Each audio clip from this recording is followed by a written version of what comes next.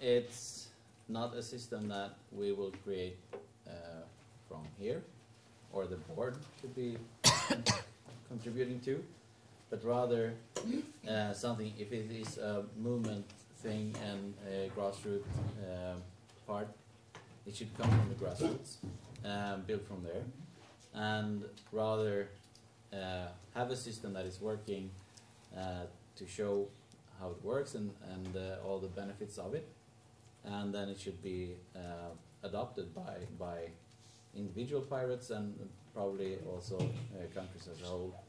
What we can do as a council and as a board, I'm not speaking for the board at the moment, by the way, but what we can do, if we ask the board to do it, is to promote the system, and we can also use it ourselves. Like when we create the CEB, we can say that, okay, all the documentation is in the system and we can collaborate on it. But I don't see that we should try to create a system and then try to make our individual countries to use it, but rather the other way around.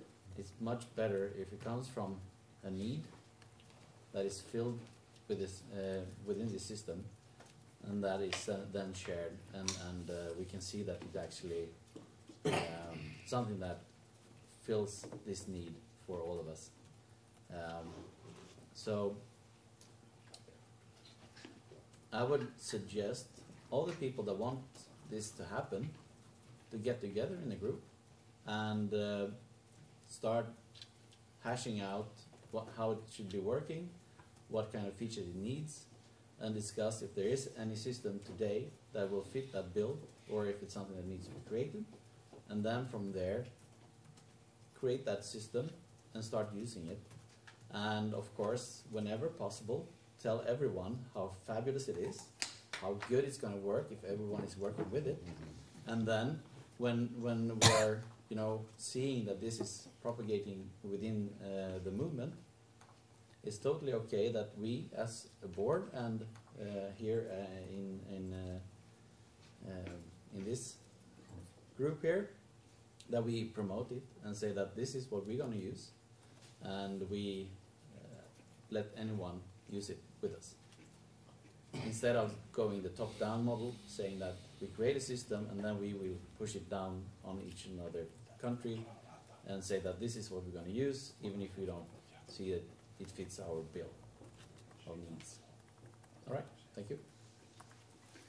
Thank you. Then we have Miklas and Bastian.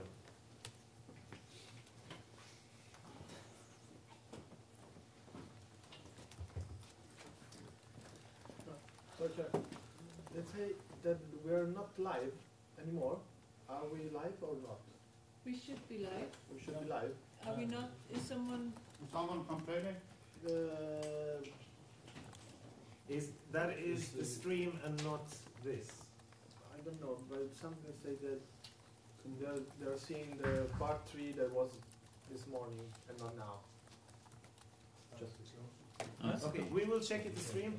The remote delegates see everything as they should, but we will check if the stream is properly working as well. I don't know. I'm not talking about remote delegates. I'm just talking about people. Yes. So let's continue with the meeting. Okay. They will check out the stream. Thank you very much. So may I speak? Yes. Yes. Okay, thank you very much. I will somehow rephrase probably what Magnus said in other words. What I think this organization can, or what the council can, is to order the board to do something. As we all know what is the budget we currently have and how many employees we have, I think it is not realistic to expect that board can implement it just by paying money to some IT guys to do it. So in fact, right now, speaking about the PPEU, we are restricted to the options we have for volunteers. Maybe in future we will have resources from other sources, and in that case we can use these resources to implement that. But this is at least until the end of May, not that case. Speaking about what we can do regarding the volunteers, I think we can have a motion, and it should be tabled by someone before this discussion ends, that we as PPEU call the volunteers to provide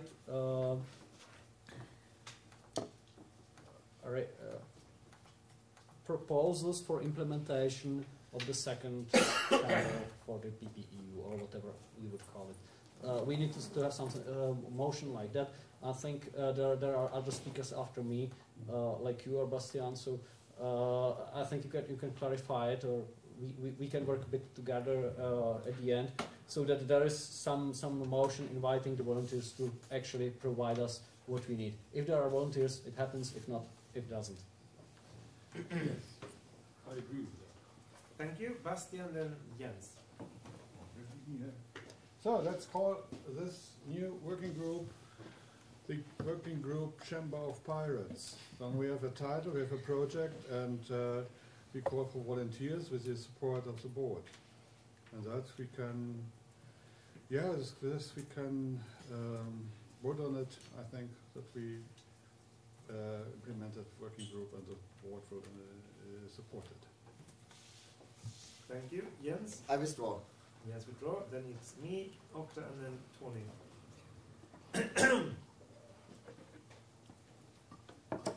When the only tool you have is a hammer, everything looks like the face of your enemy. That is totally irrelevant for what I wanted to say. I think the problem is, what are we using this tool for? And I would give some concrete proposals.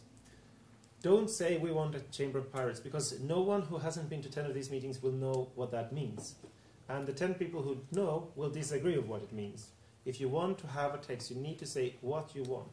If you want to have an online tool where all pirates can meet and discuss and decide together on X, you should write it like that. You shouldn't specify it in details, but it should be clear what you're trying to build. And I think it should be clear what you try to decide on. Have one concrete thing. Take the success of the Common European Election Programme that we have developed over the last 2 elections. Say that already next year we should have a tool where we can start to have every individual pirate participate in creating the Common European Election Programme of 2024. I think that's the next. Have a decision that it should be up next year and that it should be used for that end. When it's used for that end, people know why they go there. And when they're there, they will probably want to add more things to it. But have a concrete purpose with it. Don't create it for its own sake. Create it to function as a tool for a specific purpose. Another thing, in the European Parliament, it was suggested that if the UK withdraws, some of those seats shall be reserved for transnational lists, where only European political parties can run. If that happened, we would need some decision-making process for our candidates. It could be the council, but I would say a tool like this would probably be better. It didn't happen because most member states don't want it. They will always say no. But you know, weird things happen, and one day they will not say no, and suddenly we have it, and then it's good to have the tool prepared. So you could already say that if there's ever a transnational list in European elections, that list should be decided by this tool. But you shouldn't just say build a tool. You should say what problems you're trying to solve with that tool, because that is when you get people to use the tool. If you just have a funny gadget, some people will play with it. But if you have a tool to address a specific problem, everyone who cares about that problem will use the tool. And I think the key issue, if you want to have something like this, is to make sure that you very quickly get a large number of users. Because if you have 50 people from all over Europe playing with a decision-making tool where you don't know what they're deciding about, it will fail. That is my contribution to the people who want to develop this. Decide on what you want to solve. Start early, be concrete, and have fun. Thank you. Then it's Okta, and then it's Tony from the board.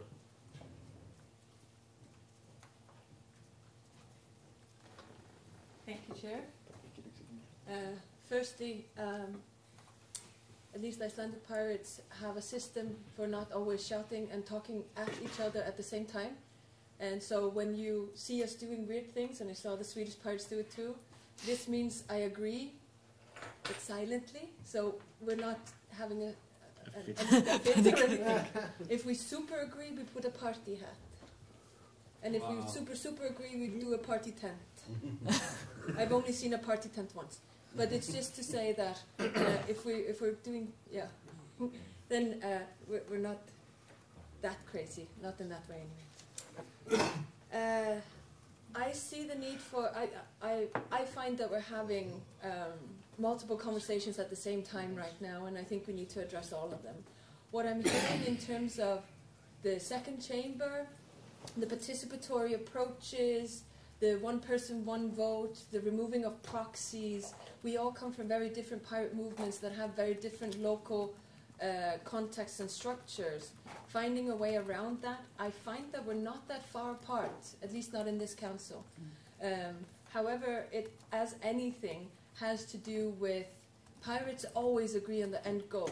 We know where we're going, we know what we're striving for. What we're here to discuss, as always, is what approach we want to take to getting to that goal. And as we know, there are many ways up the mountain, and if you're in Iceland, it's going to be, windy and whatever. But that's the approach, right? I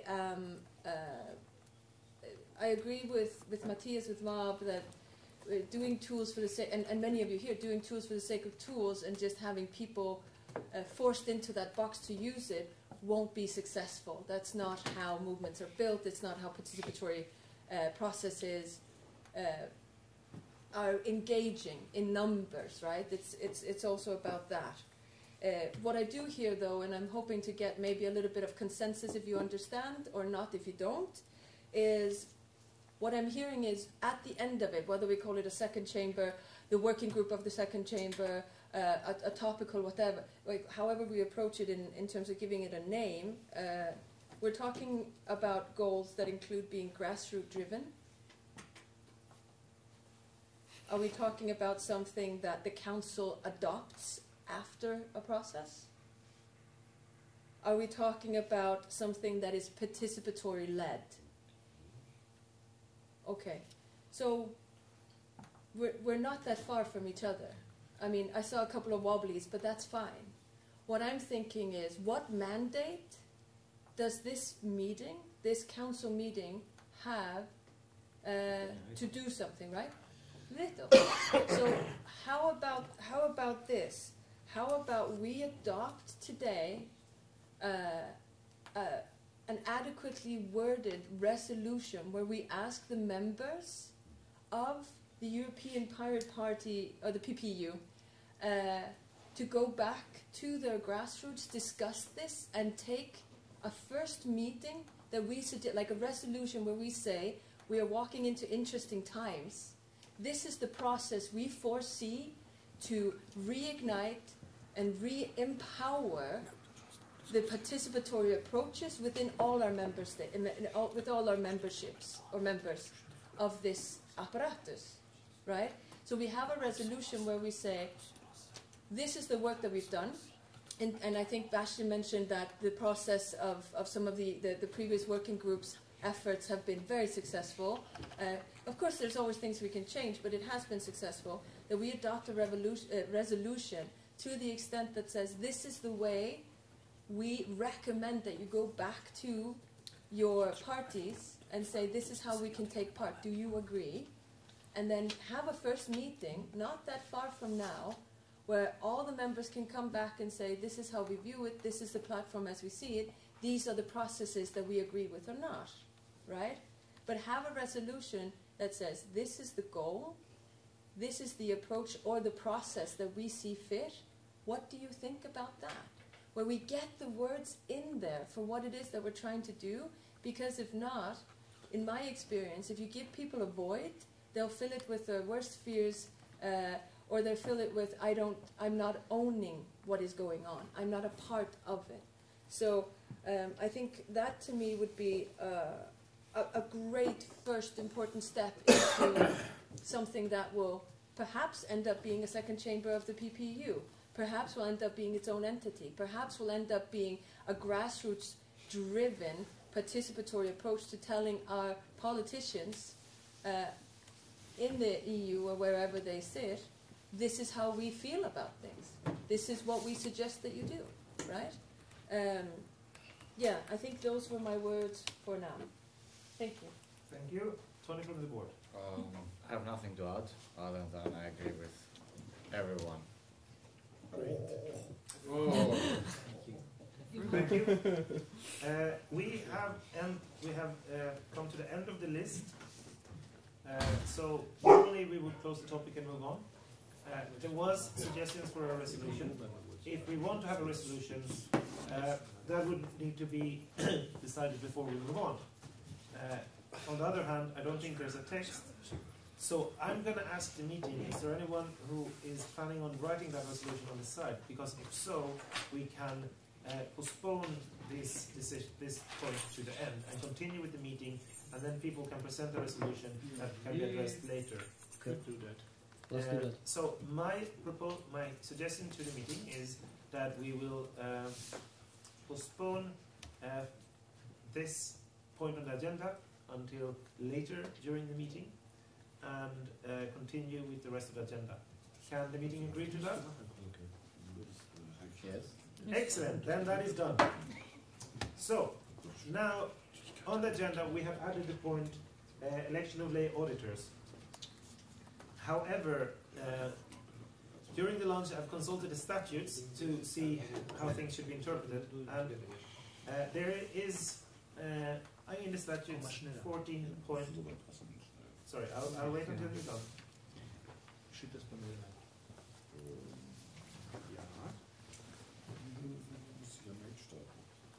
Ich schicke das per Mail raus.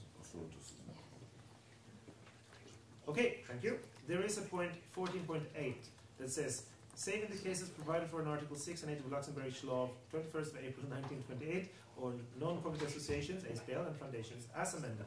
The meeting may legitimately consider items not announced on the agenda, provided that all members of the council are present and or represented, and so agree at the meeting by a simple majority vote of all the voting ordinary members.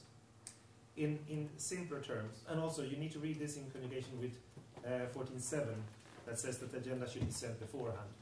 So we only have the authority to add things to the agenda if every single member is either here or represented by a delegate in somehow. That means that the decision we made cannot be made in the way we did.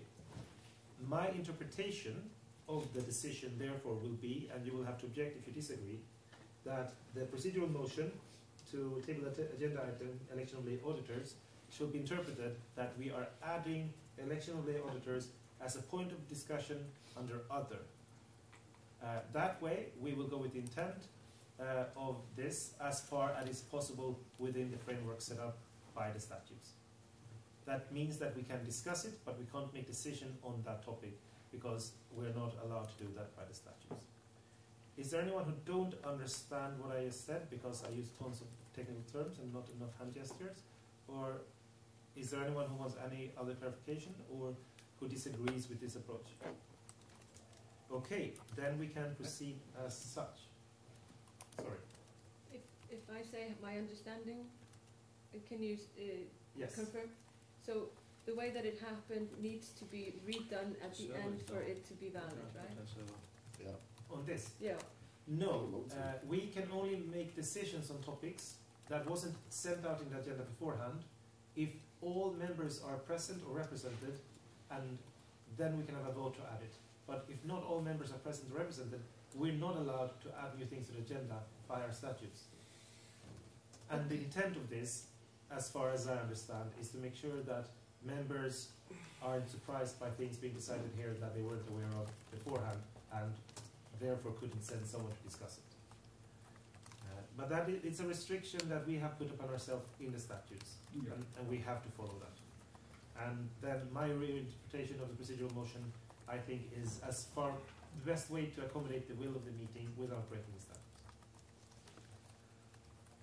So, having said that, that means that we will continue, and we are in motions and proposals, but we are done with motions and proposals? We don't? No, I just sent you a new motion. Motions have to be sent beforehand. No, not this one. Sorry. This is the motion, oh sorry, beforehand. Only the statutes changing motions have to be sent beforehand. Other motions. Our motions are just declarations, don't need to be handled that way. Yep. We have an agenda item which has motions and proposals. I just sent you a motion, and we said also that we want to do another motion later on regarding the second chamber and Euroliquid or whatever. So please allow me to introduce the motion. Hold on, I'll just quick reread of the sentence because that is not my interpretation. But I will. On the agenda, we have agenda item motions. Yes, so we yes, can we have. handle No, motions. yes. Okay. What I'm concerned about is when motions have to be sent in. Anytime, other motions. It's not the motions. It's not the motion changing statutes or manifesto. I totally understand. Okay, good. Take your time. Thank you. If anyone wants to sing a song while we wait. No, actually. So, I've been asked to give the floor to the Young Pirates of Europe at a suitable time so they can talk to the assembly. And I will give the floor to the Young Pirates of Europe for 5 to 10 minutes while I sort this out. So the floor is yours.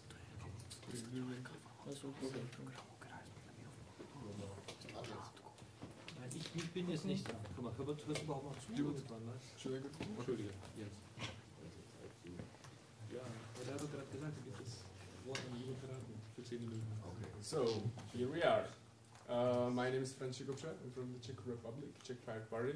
And I'm pretty new, I'm Harald Uskricis, so I'm from Young Pirates of Europe. So we want to talk to the member organizations of PPEU, because as Young Pirates, we need more members to participate in our meetings. We want more young people to participate and engage in decision making so they can shape their minds and then become, how to be active members of Young Pirates. And then active member of Pirates in general. Yep. So we do a lot of work lately. We have organized 3 meetings from the summer. So 1 in September, 2 in November, 1 in Paris and 1 in Brussels, and the September was in Strasbourg at the European Parliament.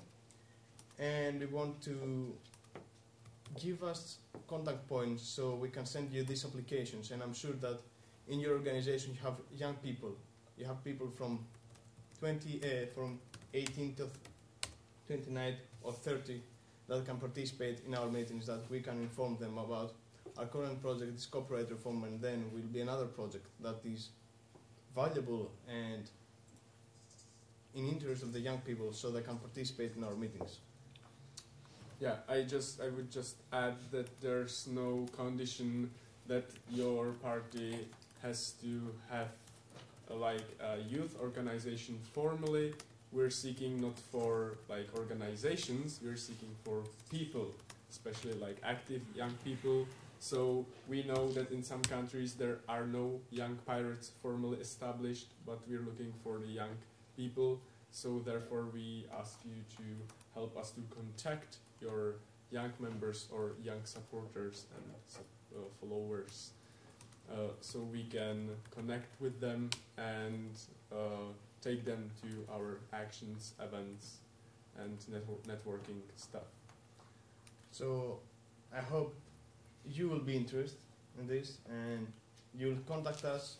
Me and Francis, we're here, and also we have contact points like Matthias or anyone else.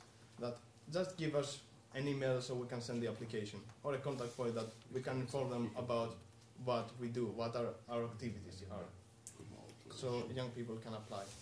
You're not accepting possible members below 18? 18 is maximum? 18 is minimum. Is minimum. Okay. Yeah. Thanks. Because then we will have more responsibility that we can afford. I have a question. Yeah. Sorry. So who was first? He was. So talk about the age. A young pirate. Are you? 16 to 35 in national. okay, so yeah, it differs from country to country.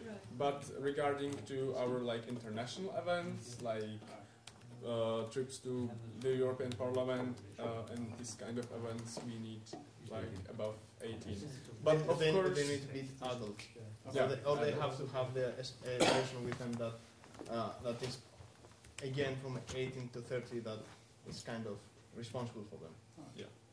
But of course, like this doesn't apply for like online participation and online meetings or like commenting on our documents. Well, we don't have much documents because we don't like bureaucracy. But you're lazy. We therefore promise that we will update our website with our contact email. Yes. Sorry, did you say that you don't allow people under 18? Or did I Yes, he said that. We said that they have to be under 18 because if they are over 18. Above, sorry, if they are under under 18, do what? they don't. We have to be more responsible for them because they are not adults. Because in the past you've had tons of activities with people under 18. Yeah, I said that if they have a person that is responsible for them with them, it's okay. Yeah. Legal guardian. Yeah, legal guardian. No, I had the same question because we actually had, by statutes, we can involve pirates from 16. So, anyway. Yeah, we want legal guardian. Yeah, we can. So we see that there's a lot of comments on the age, so we can possibly like publish the activities and things that where we require over 18 age and where we do not, or what are like the requirements, like the legal age guardian. Two questions. Is this the same organization which we adopted as a member of a PPU in 2014? It is the same organization. And you have a member for Germany. It's called Junger Piraten. No. European Division? Yeah. Beyond division. Beyond. It's not organization of German party. So do we expect two members in the future from Germany? Okay, I may start and you can. Well, I'm happy to fill in on that once you've replied because I have some extra info on that.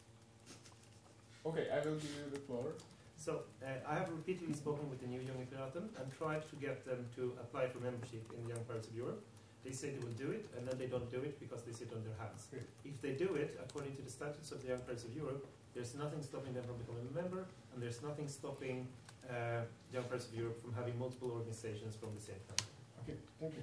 Okay, so to your first question, we don't know much about it. Formally, it's still the Young Pirates of Europe.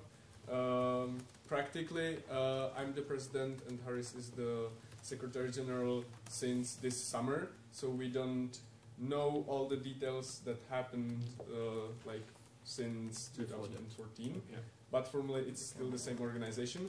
Regarding to the member organizations, we have some members that don't include pirates in their name, And also they are some of them like they're not in the European Union. They will have Belarus organization inside. It Also. covers like the PPEU, like the pan-European space. And regarding to this, we had a debate, and actually I ran for a president with this vision that if we want to connect the more people, the better. We have to also accept like non-pirate organizations that match our visions and our statutes. So I think there was a consensus on this that if there's a youth organization which matches our principles, then we can accept them. And also I want to, and it's one item of my agenda, that I want to connect with organizations that are similar to the pirate movement, like Young European Federalists or Young Liberals of Europe. So we want to broaden our... Yeah, and have more youth together Yeah. to cooperate and communicate more youth. Yeah. Yeah, so there's a chance that there will be like 2 or maybe even more member organizations from one country. and also member organizations that they are not pirates, but probably that they might or something. We have a lot of members. As see, the member list is which definitely not existing anymore, or belong to another party system. So I was just I want to have the information who you are, and this is your members, and you have voting rights here, as we discovered. And so I want to know who is the organization behind these voting cards. Well, yeah. You can see us. We can like solve any. You can answer any answer. We can answer any question. So, front six president, me, I'm Secretary General. Yeah. Magnus from Sweden, not this Magnus. It's from a young part of Sweden. It's treasurer. Also, we have more members. I have Maya, that is in the online participation now. We have Tomislav from Slovenia, and we have also Sigmundur. Somewhere. Yeah. And then we organize events. Yeah, prior to this council meeting, I tried to find out what's about the young part of Europe, and you have a wiki, you have a website that's not up to date. So Yeah, they're not up to date because also we had problems of taking the control from the older. You have no credentials. So unfortunately, since we are just an umbrella organization for organizations, not for like persons, we don't have a list of members from each like member organization. It's true, but we care about what the organization does and stuff. So generally, we keep the identities. We don't publish the identities of the people that participate in our meetings. We keep it for ourselves and only their emails for contact reasons. We don't publish information about who was participating in each meeting. Okay. We'll see you in the future, yeah? Okay. Thank you. So I think this concludes our presentation. Yeah. Thank you. Thank you very much for that. We will go back to we will wait until the room is quiet. Thank you for that. We will go back to the agenda. And we are, I want to say lunch break, but that is not true. We are at the European elections, CEP, campaign strategy, top candidate, and I'm happy to give the floor to the board. I will.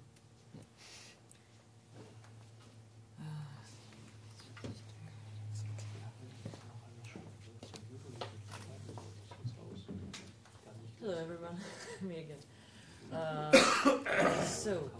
I will speak now kinda on behalf of the board, but I will then give word also to Octavien and Nicolas because they have something also to discuss with you today. Do you maybe want to wait until everyone has time to leave? Okay, please go ahead.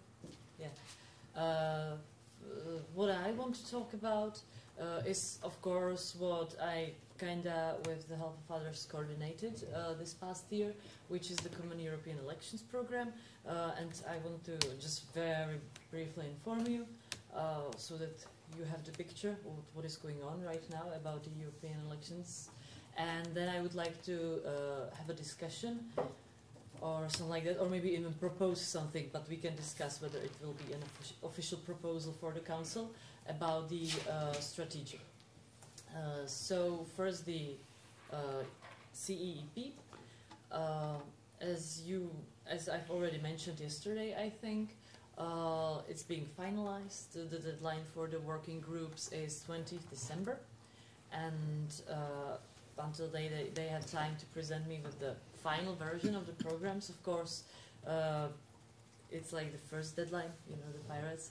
Sometimes there are several deadlines, but that happens. But I hope that the program will be finalized soon. So if you or your parties don't feel like they are included or anything, just let me know and I will give you all the information. But I hope that you all are included and informed, as I was sending a lot of emails and stuff like that. And include definitely all your specialists, experts, anyone that can comment on the different parts of the program, because we need everyone. And of course, if there's anything that's not consensual, because we want the program, of course, to pass, feel free to suggest crossing it out, because we don't want anything that might cause that some parties won't approve of the program. That's it for the program, pretty much. Of course, I can answer any questions.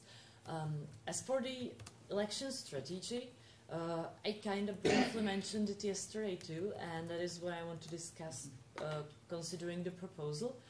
None of us, or maybe some of us, are connected to marketing, PR, making strategic stuff. However, I guess or suppose there's not many of us that can really, decide such things. So to make it most effective, I would like our however connected or however involved media people, either someone who's responsible for your social media, Twitter, Facebook. We all have these social sites. I think we all have. So you have to have some people that are putting there, the content. Or if you really, really don't have any kind of media people or departments, it's okay too. I would like to include international coordinators or anyone, so that we can connect all these people that actually understand the topic, and they can come up with some kind of common strategy. Because I think we can't really make it ourselves here on this meeting, as I already stated the reasons why. And I would end the question, whether we should make a proposal or something like that, would be like if we want an official proposal that the council will, or maybe even the board, will ensure that this connection of the media people in departments will happen, and that it will happen ASAP. And I'd like to discuss this. And we can have the discussion now, or we can maybe, it depends on their desires, listen to Mikuláš and Octavia too, because they have another proposals. So I leave it up to you to decide whether you want to discuss what I was talking about now or later on, after the rest of the board will have their word. So. Well, it's depending a little bit. Octa, Mikuláš, do you want to speak now? Okay. I think, yes. They decided it. Question later on. Yes, definitely. I guess it will be really connected debate when elections.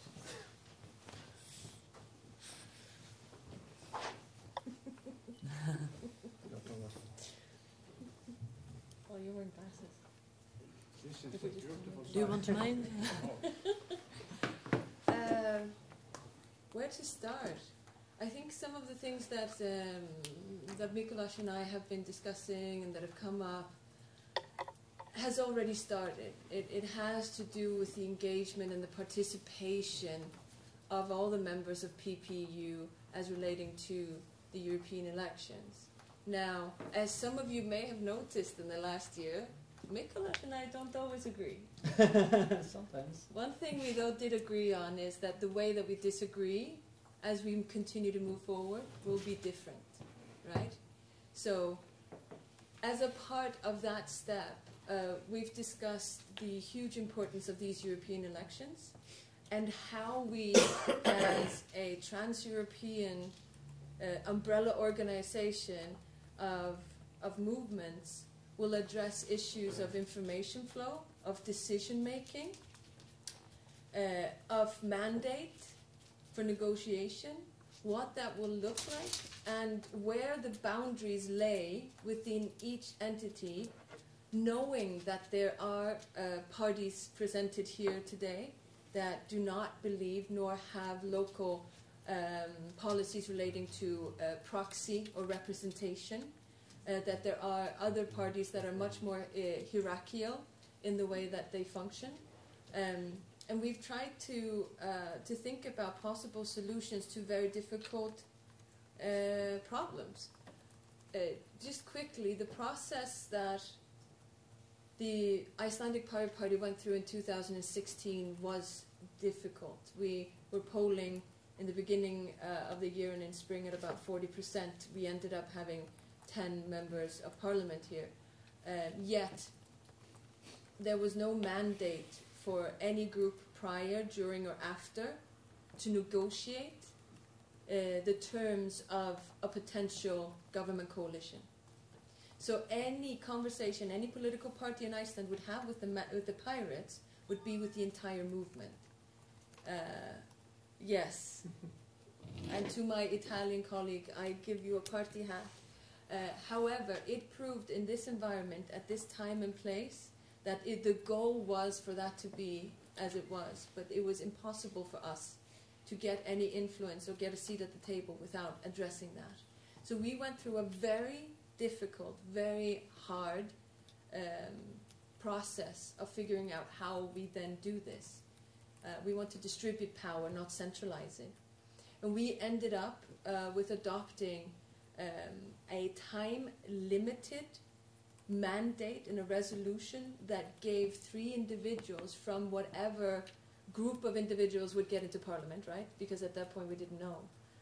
The negotiating mandate on behalf of our party for a limited period of time. Once that negotiation had finalized, whatever happened came back, was voted on, and khalas. And that's it. The power goes away, right? It was really, and I can say personally, it was a really hard process for me. I'm perhaps more of an anarchist when it comes to these things, you know. And I still am, and Mikulaj is maybe more like some of the Icelandic pirates that see it in another way. So understanding this, understanding that whatever European parliamentary group will end up, like I said, plus 10, right? Whatever it will be, whatever countries will be represented in that group, the pirates will need at some point to have conversations. We need to entrust them to have that conversation. So we need to trust that the top candidates, and I think Mikulaj will talk to that later, right? We don't know what it's going to look like. It may be 1, 1, 1, 1, 1, 1, 1. Maybe the pirates are going to get 5, who knows? Maybe Germans will get 3. I mean, at this point, we can only guesstimate, right? But whatever that group ends up being, this is the first part. We need, I believe, to show them the trust and faith that they can and may negotiate a potential alliance with other, the potential, how do you say, emerging into an alliance? Or forming political group. Forming political group, right? And we need to entrust them that they will come back to us with the information, that the information will flow back, that we will have a consulting role within an umbrella organization, for instance, like the PPU. However, and I feel like Mikulaj and I can be very frank, some of the things that we differ on is have always to do with power, right? I do not, and the Icelandic Pirate Party, that includes me, do not believe that any form of resolution or anything that is passed by a body like this should ever enforce nor tell a member of an elected parliament what or how they should do. They have the independence that they are secured and should keep having that. However, we can, within that trust is also responsibility. So we can set up the roles and responsibilities and a process that we adopt in a resolution to say, this is our expectation of you. This is what we need in terms of information flow. This is what we need in terms of participatory organs and tools and software that will allow everyone to partake and voice their opinion. And we, in return for giving you this trust, want the trust in return. That understanding that negotiations are often filled with confidentiality and have to have that for some period of time, that we will get as much information back and will be a part of that decision-making process. right? So that is one part. This mandate, I believe, is very important to allow European pirates to be successful, both in the pre-election period and in the elections. I think this is a crucial point that we need to address. So in that is this mandate, right? This mandate to be able to negotiate and start negotiations. Because as you know, in politics, it can be a little bit of a dirty affair, and things are coming from all sides, etc. Giving the individuals the possibility and the space to be able to start the negotiation is very important. Mikuláš, do you want to speak to some of the other parts? The second part. Yeah. The second part. Okay, there is one important thing. We are not like EPP or other parties in the European Parliament. We are pirates and we share the common name. And well, it's true that if some of us do something really wrong, it will somehow affect the others. So it's not everyone for himself or every party for itself. It's rather more that we should cooperate, and either we are all successful or we all fail. And at that point, it is probably reasonable to ask the parties which are members of the movement, or which are part of the movement, to provide cooperation to the movement, so that we really help each other and not go for not stand alone. So I think it is quite important that this council somehow declares that the parties and their MEPs, which will be in the future parliament, are working or should work together in line with the common will, rather than work for their own interests. I think this is very important thing which should be declared, and I think it is for historical reasons and for discussions we had previously. It's quite important to decide this collectively, that we do collective decisions rather than working alone. So, just also commenting on, and adding to that, this is not to say that every member of the European Parliament doesn't have the autonomy. I mean, I think for us, the autonomy to do what you need and follow your own conviction is important. From my side, what I find to be most important is that we have a process in place. Whatever that process then ends up negotiating, or what the end result is, it cannot be forceful.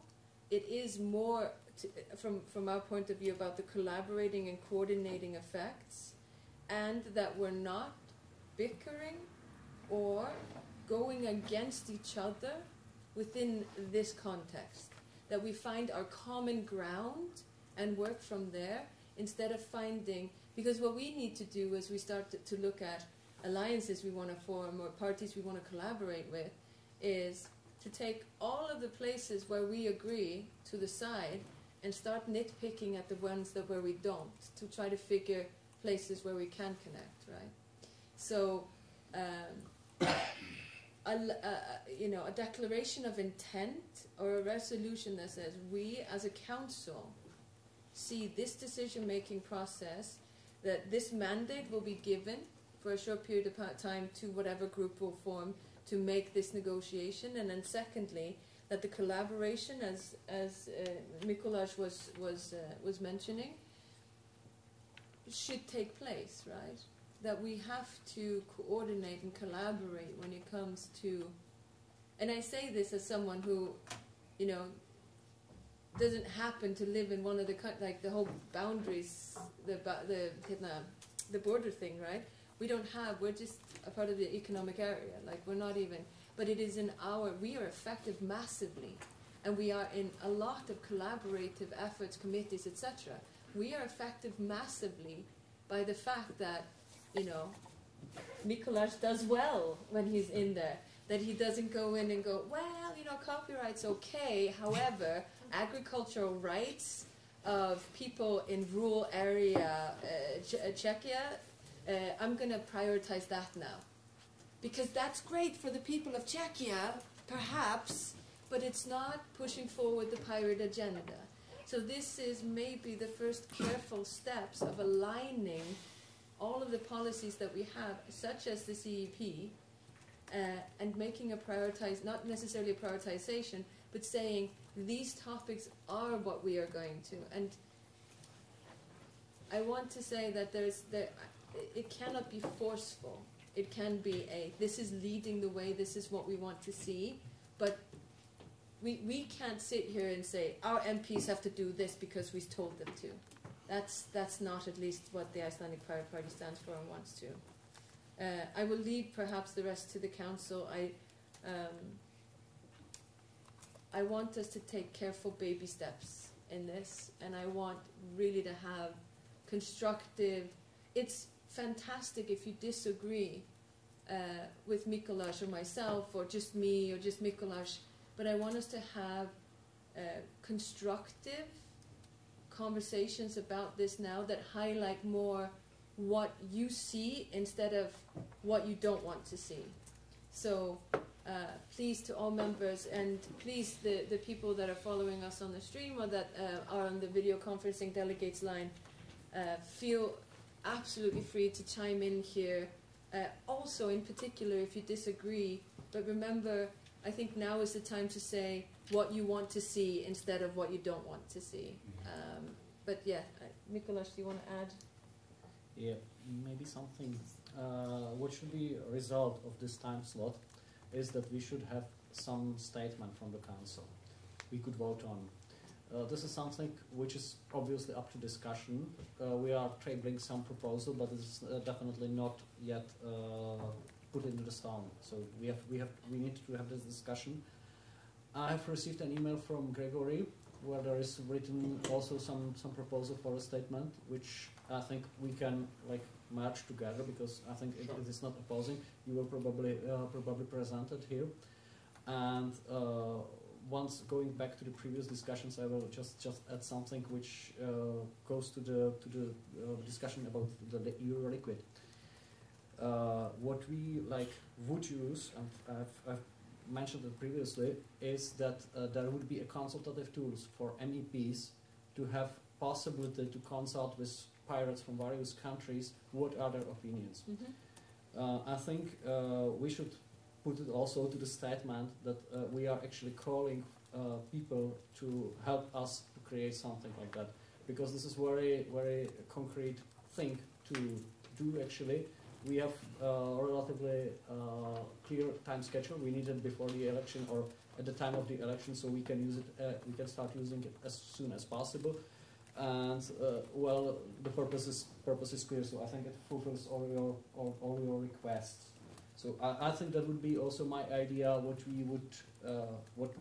we could expect from this resolution and from this time slot and from this discussion. Yeah, just to add a final point. What we do now matters and will have consequence, and it will make precedents for the future. So we need to be careful, and we need to do things in a manner now that is empowering to pirate movements all over Europe, that empower participation. So I hope that we spend the time that we need to be able to have a proper discussion and conversation about this topic. Yeah. I think we will leave the place to Gregory to begin. Yeah, or whoever's next one. So, is there anyone who wants to speak on this topic? Or do you want questions first? No. Otherwise, okay, then we'll just go to discussion, and if there arises questions, we will take them as they come. Thank you. Oliver, you're first, then it's me. Was there anyone else who wanted to be on the list? It's more a question. I'm really sorry to go back right now, because I asked it Marketa if I should ask right or afterwards. Yes, sir. Marketa, you've spoken about the common European election program. Mm-hmm. You mentioned the deadline, the 20th of December. Yes. What I don't have clear, while my question is ongoing, how will you introduce the already written common European election program from the last European elections? Yeah, I will go there because it feels weird to talk to and have others behind my back, you know. Magnus doesn't. No, doesn't come. You're welcome. That is a question actually for me too. Well, first I need to say that Patrick Breyer and his working group and team, hi Patrick, I forgot he's listening, already updated a huge part of the old CEP, and what we discussed in Barcelona, what will be omitted, what will be updated, and stuff like that. So that is already done, and will be put somewhere. Once I have all the parts, I will somehow decide where to insert it or how it will be somehow listed. But of course that will be also to discussion then. But I need to consolidate it somehow after I see all the parts, but not all of the old CEP is updated like this, it is up to sorry, I need to sort out my thoughts.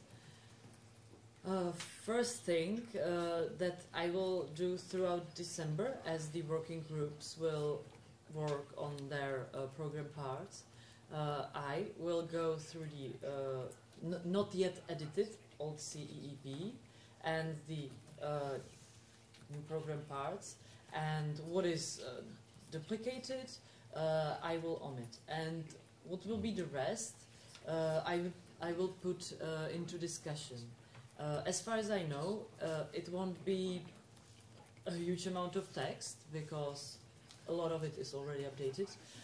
It will be just some minor parts, but yes, that is yet still to be discussed. But generally, in my opinion, most of it, as we discussed it in Barcelona, was quite consensual, of course, as we already agreed on it 4 years ago. So I don't really expect that it will prolong the process that much, because it was already agreed on. There will be no duplications from what we already have, and it will be just added to good spots in the whole program. That's my general idea, and that will happen this December. And I hope that let's say in half of December, you will receive the email with this information, like the old CEP somehow edited based on what I just said. Okay. Yeah. Thank you. Okay, then it's me, and I'm going to bring my computer with me because I took notes. Normally I don't take notes because then I have to stick to them, but sometimes it's actually useful.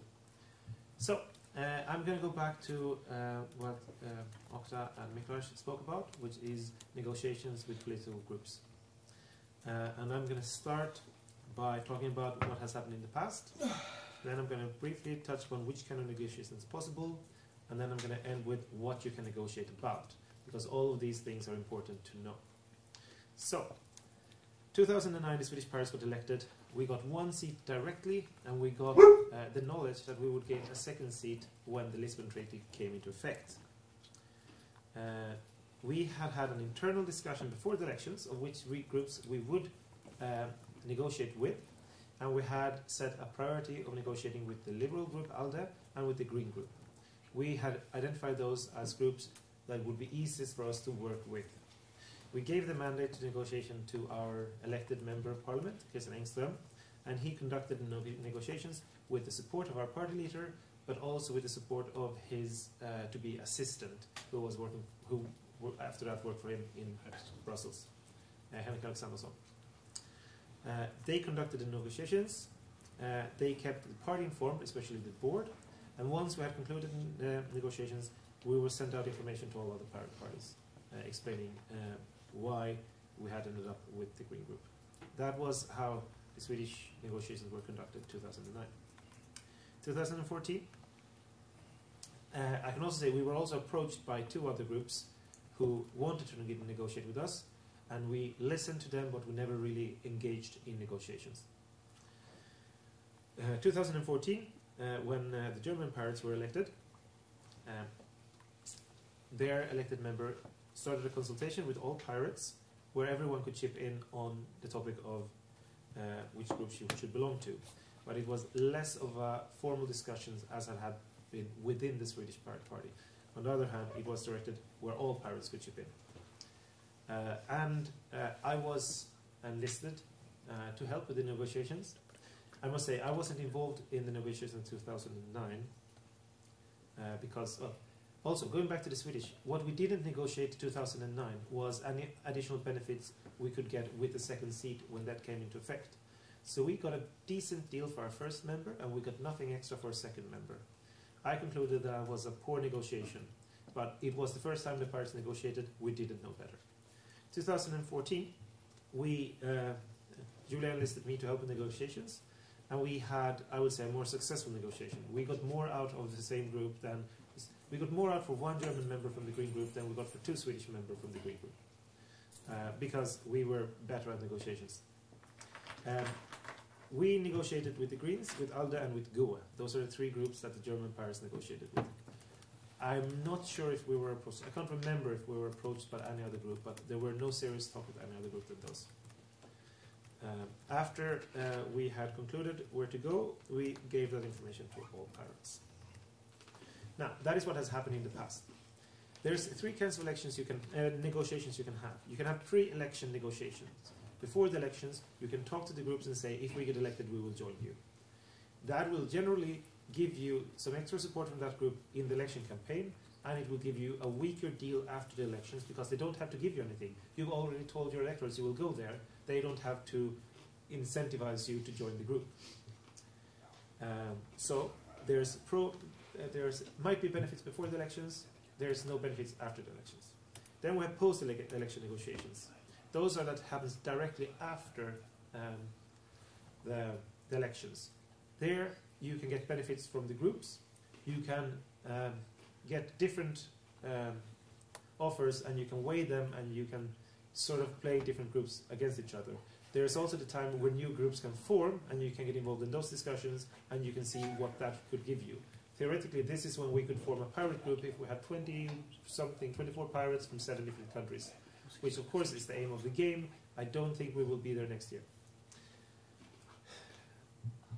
These post-election negotiations can theoretically also happen after 2.5 years, because if you switch groups, the parliament reimbursement to the groups can only change mid-mandate, which means that if you want to switch group, after 2.5 years when you want to negotiate it, so you get a deal from another group.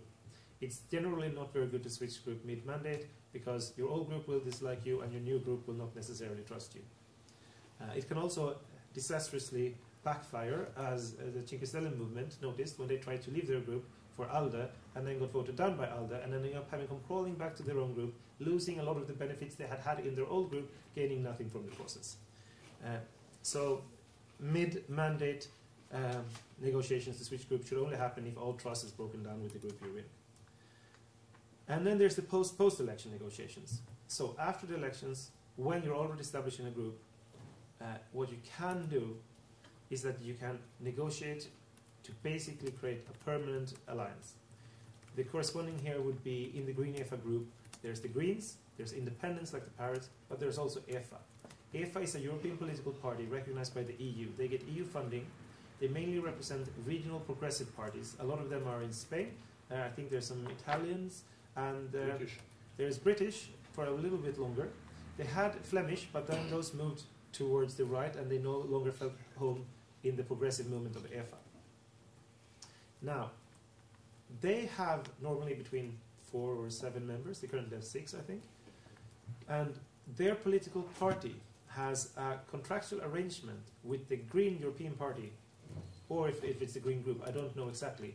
saying that they will encourage all their members to join that political group. They can't force it because members have their free will, but they have committed to encourage all their members to join that political group. As a consequence, their members are also guaranteed to get a certain set of benefits from the group. So basically, they made sure that they have a permanent deal that will be replicated after every election based on how many members they send. And as long as their encouragement makes all FA members go to the Green Group is very happy and the deal will continue.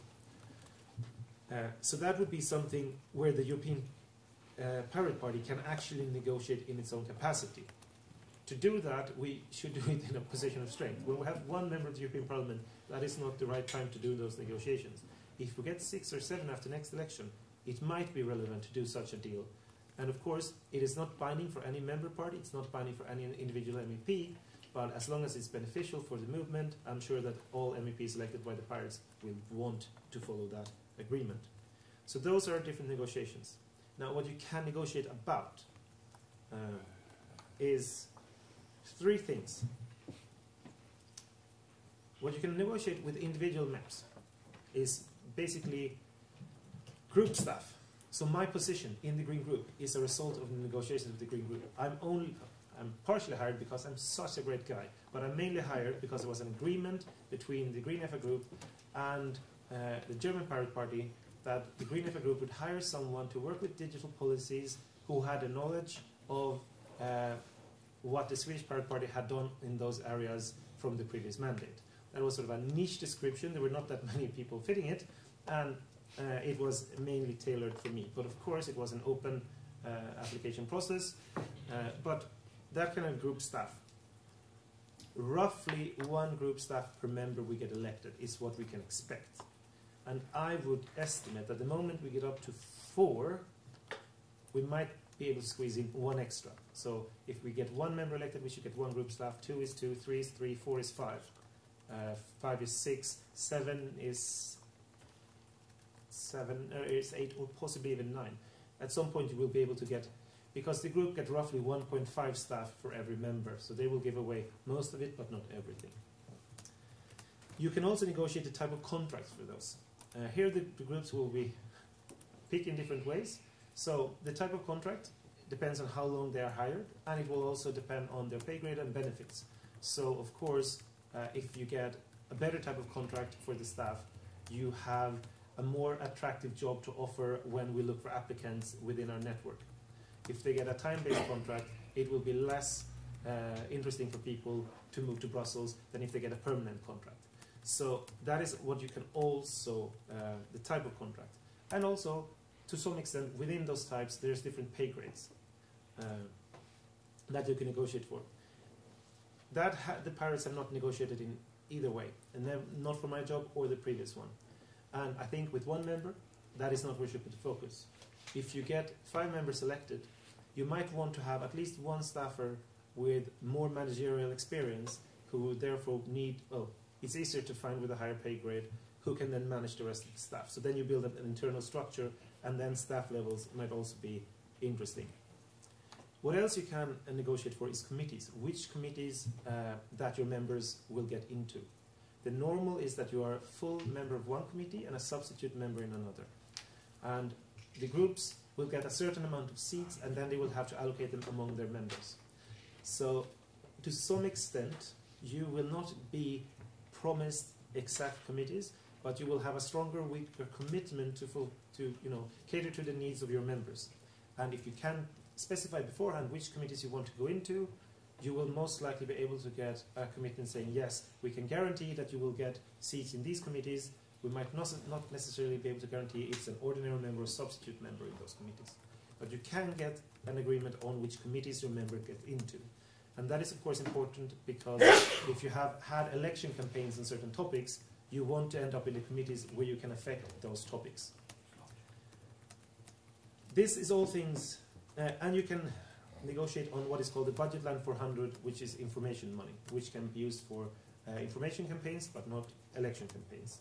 But you can organize events, you can publish booklets, you can set up websites, you could theoretically run the second chamber of the PPEU through this money if it needs. There's tons of things you can do with this budget line 400.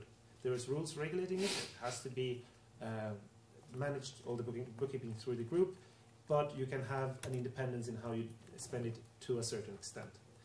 And this money is normally divided between the group and the individual members in how they spend it, but the ratio there can be negotiated, so some of it is managed by the collective Pirates subgroup. These are all things that can be negotiated basically member by member, but of course you get a better deal if you're a group. Now, if we are a bigger group, what we can negotiate as a collective is bureau positions. So EFA is always entitled to have their chair in the group EFA subgroup on the bureau of the Green EFA group, which means that there are always access to the decision taken by the bureau, and they're always there, they can always be heard.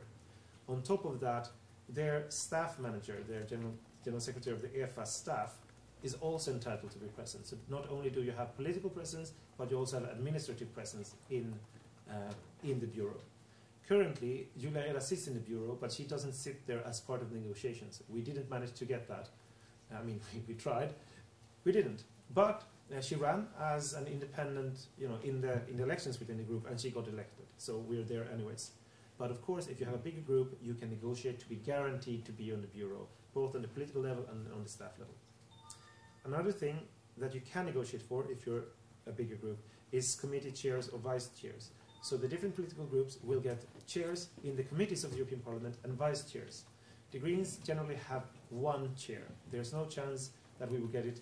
Any other small group we join, it would be very unlikely that we get the chair.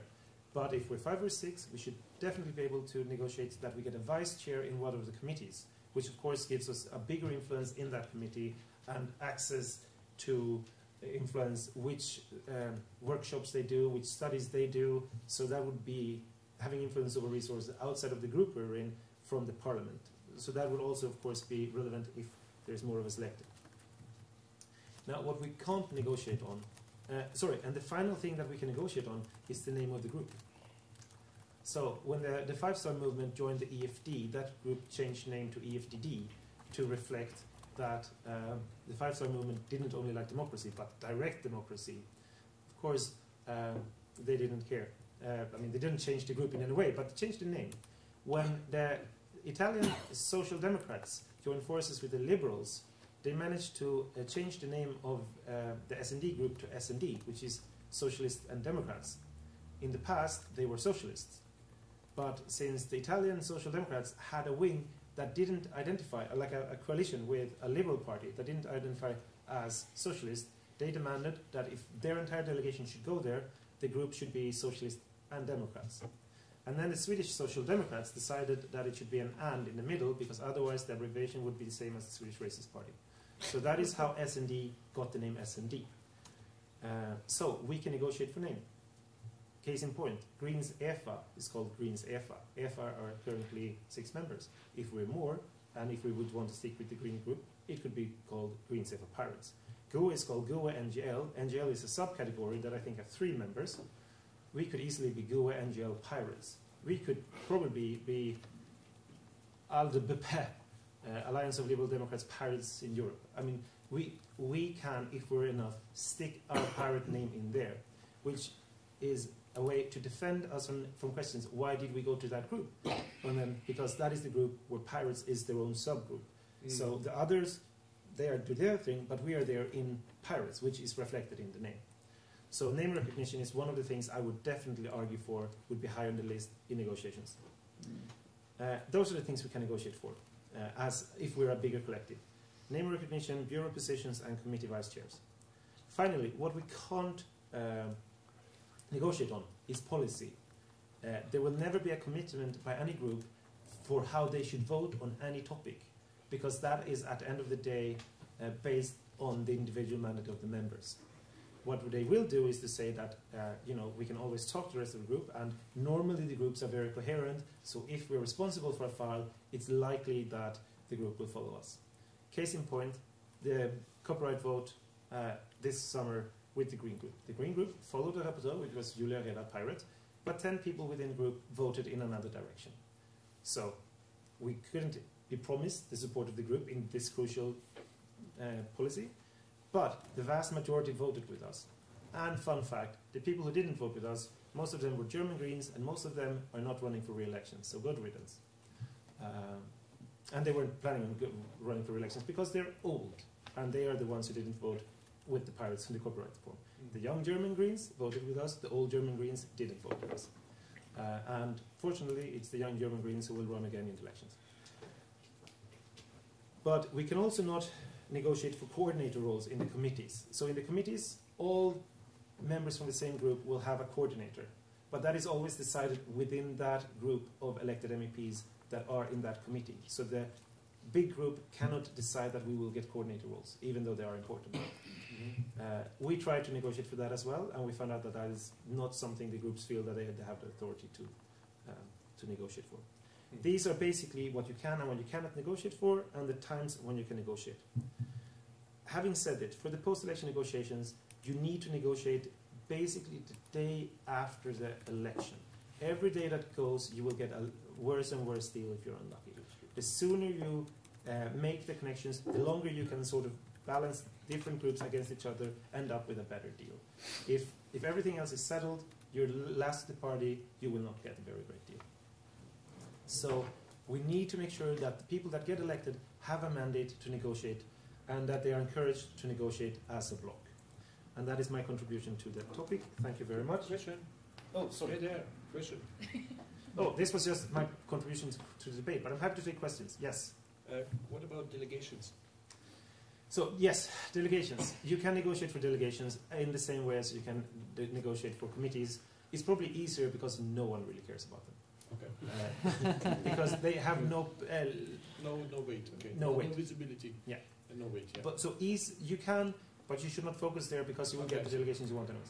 The only difference is if you want a delegation to the US, that would have to be negotiated, because people like to go to the US and they have more formal meetings between the US and EU delegation. That is the only delegation where it's tricky to get a seat if you want. So that would have to be negotiated. I totally forget them because they are rarely discussed, but you can definitely negotiate for them. I will add them to my list. Any other questions, or I can go back? Thank you. Sorry if I derailed the conversation a bit. I just thought it was good for you all to have that knowledge when we discuss what mandate we would want to give to the members elected. And is there any other, well, the list of speakers is empty. Is there anyone who wants to discuss on this topic? Yep. Yeah, probably me, right? Gregory, yes.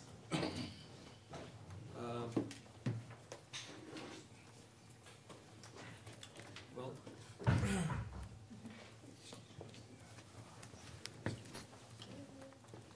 I'm a little confused now. I must say I'm a little confused, so I'm not that clear what I'm about to say.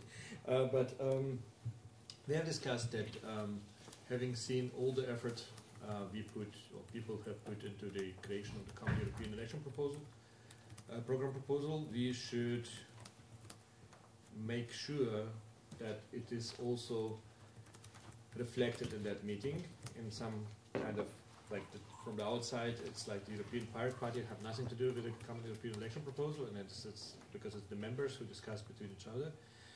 But we think that is a good thing that if we make as a council, the Pirate Party of Europe Council statement, that we welcome that effort, and while at the same time we will not push anybody to any national policy state. So we moved. So I mailed in a proposal text, a motion text, and now Miklas said that you want to incorporate something in that. So I'm absolutely open for collaboration and to integrate whatever more content needed or less content needed.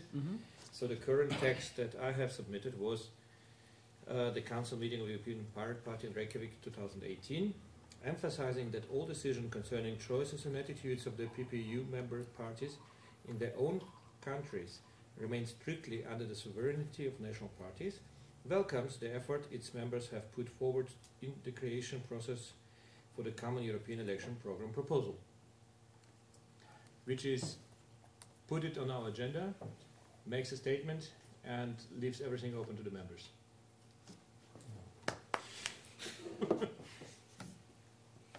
That's how it is usually done.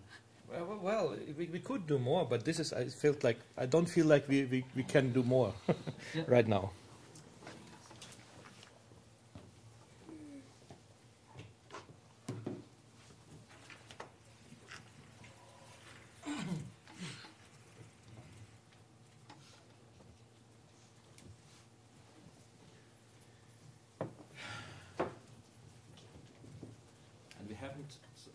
We haven't passed political declarations in a long time.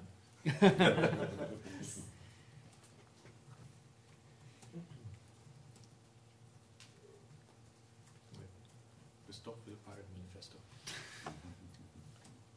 Yeah. So Miklos, you wanted to introduce something in it? We are now tabling a resolution which, we would like to ask your proposal as being first two parts out of 6. We just have to consolidate a bit and then put to Wikipedia so that everyone can read it and suggest. Not the PPU wiki. Exactly. Not the Wikipedia. Of course. The Wikipedia. the Not the It will be once in the Wikipedia. Maybe. Well, in 2 years. It's transparent. But I know a guy who can edit Wikipedia, so. Well, it will be written there with a goal. You have a vice chairperson who is very. No, I was joking. I wrote most of it. You wrote most of Wikipedia. Sure. The humbleness that you present is fantastic. Is there anyone else who wants to put on the list? I want to repeat for Patrick. He says +1 for English rating the updated CEP 2014. And +1 for giving members consultative tools. +1 to give the MEPs consultative tools as members. Those things are supported by Patrick, who is there and who said that in text rather than ask for the floor himself.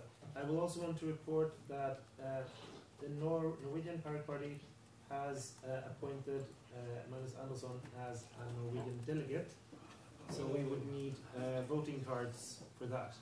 No way. Maybe I just vote Norway all the time. No way.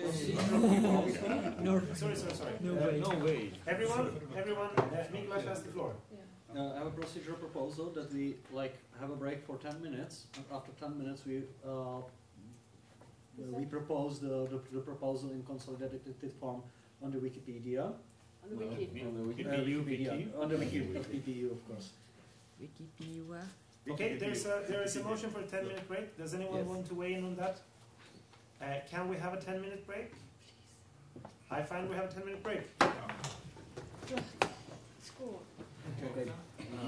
We have to finish it. Yeah. I'm a little so we're just slow in working the on this is not good language right now. We're just gonna look through this language and just redo and then because I know what the spirit is. We know what the spirit is. So the English in this is not really. I don't insist on any formulation of this paragraph. Do it that way that Swedes are happy about that. They're never happy.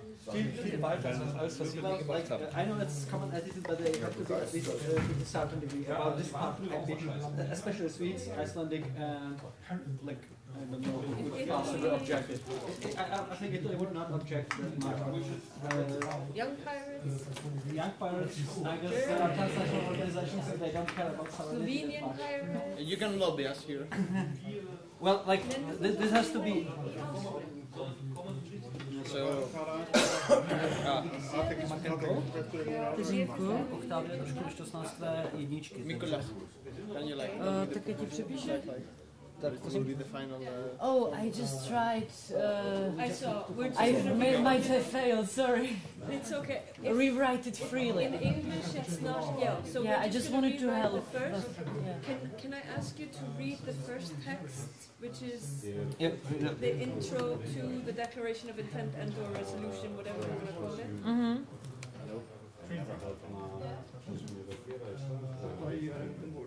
Doubling my power. Now you are really. Oh, good Lord, why would they do that? It's nice to get some air. Nope. That's uncomfortable. Not this air. Come on. I oppose this air. What I'm trying to do is... It's really warm. It's hurting me. Nah, come on now. You didn't mind yesterday. I did actually. Okay, you did actually. But I made sure that you didn't care after a while. Yeah, that's true. Highlight responsibility in terms of information and direct democratic participatory access. Small problem is That's right. So you prefer the resolution? I would prefer the resolution. That sounds like we will discuss about the design wording from the discussion and then more to the I would just want to keep the resolution so to say legal text rather than having or we don't need to call it a resolution, I think. What I'm trying to figure out is when you say resolution, what type of document do you mean? And you mean the legal, as in a written motion adopted by a deliberative body? I would say so. It is like a resolution of United Nations Council. A resolution in the debate form, which is what I am also accustomed to, is a statement which will then be debated, right?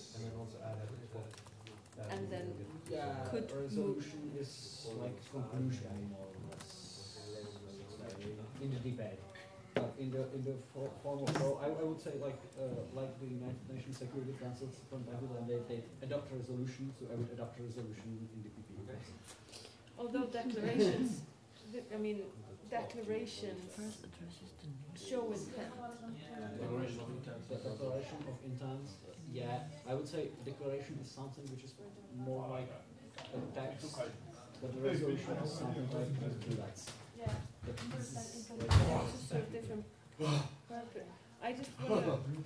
Yeah. Somebody should stop the heating out. Or we just won't have to call it. Yeah. Just put it in Wikipedia and I do approve it. Sure, but what is the purpose of the text? The text is to say, this is how we see the processes, this is our intent with writing the processes, this is what we see as the roles and responsibilities of the different bodies. Because that's what we discussed, that doesn't have to happen here, it can happen later.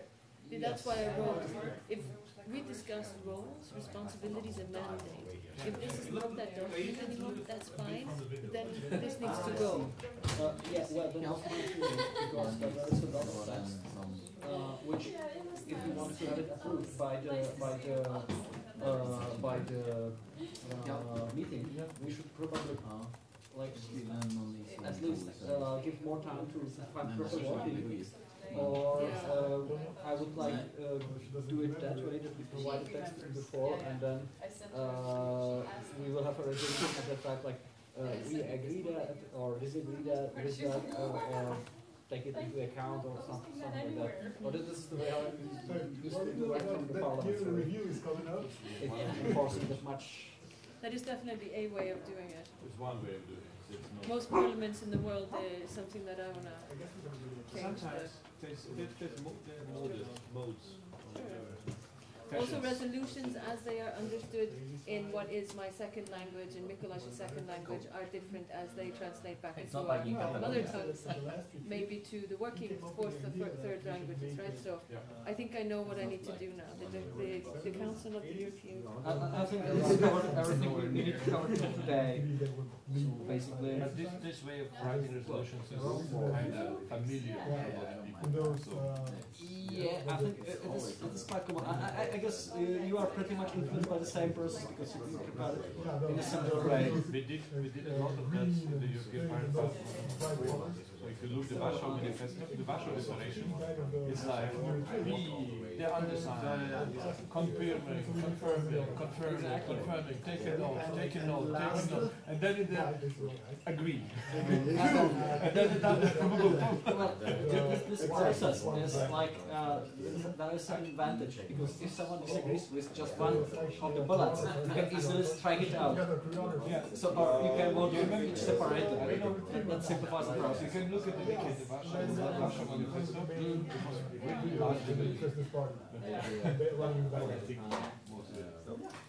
And it was also titled Letter of Intent. Yeah, because the choreography. Nothing else. Exactly.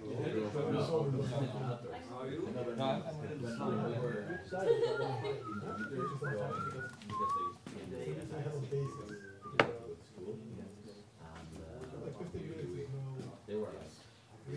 Hang on. If you do that, you could basically take all of this out. This is why, well, there's nothing usual when it comes to different pirate parties in different ways. My usual is not your usual. But I think I understand the way that you've worked before. This is familiar to you, right? Yeah. Like the advantage of the second process is that actually if you are working in a community where there are some people who are like fascists, you can try to find some things which can be approved just by striking those which are compromised. Usually it can be quite close to zero, but still you have a chance to coordinate the type of cooperation. Yeah, me too.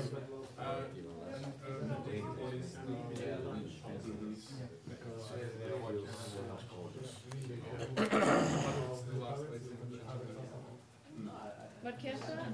Yes. I just took it out. There's like so many comments now.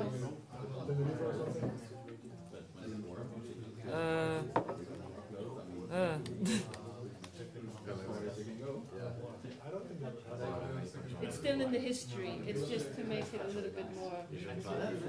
Okay. Could you take a look at the first point now? Yes. To declare the intent to enhance cohesion and consistency in policies. The word coordinating. They can both use their muscles and everything, so they can do some crazy stuff. They rebuilt a and made 2 floors, and it was open on the site.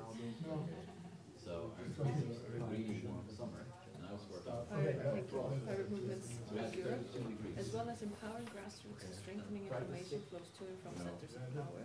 That? No, not that. What did you say? 2? No.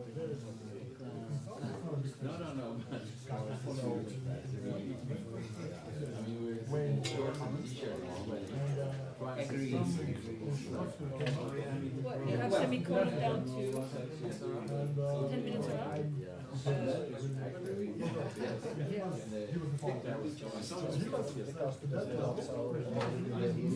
One floor down.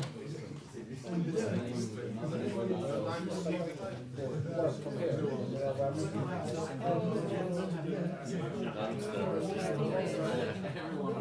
down. You can do this because then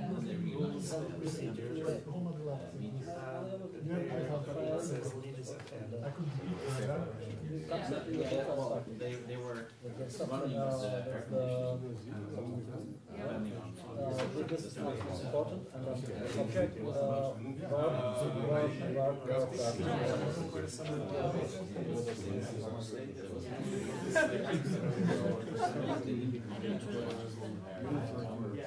hang on, it's in a work Roy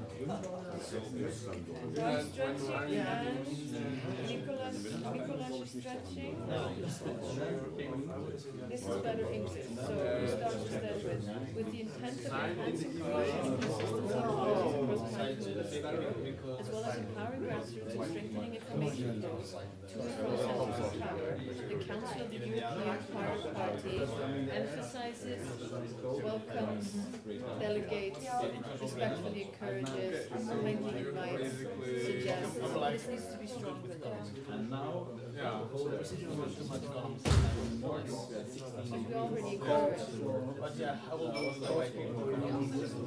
In the office, typing with It's good because I was very performing media representation among the members. Yeah, half 9 hours more in here. Yeah. What I will do.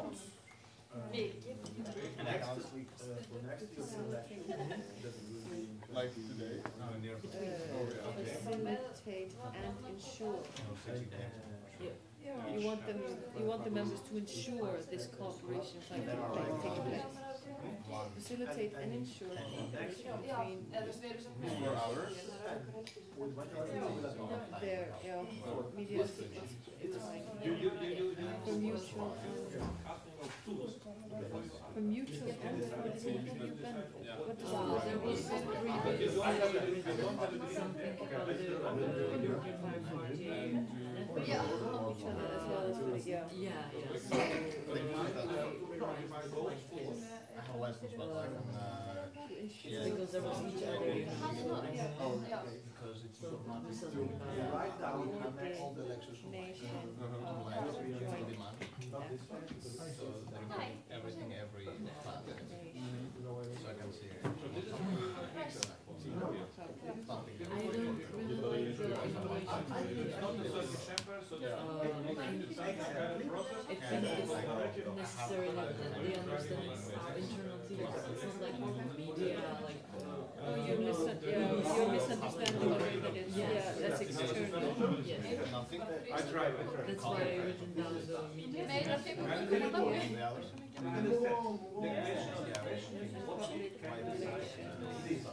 What is should be the text of the resolution? This is my question. Yes. Okay. Thank you very much.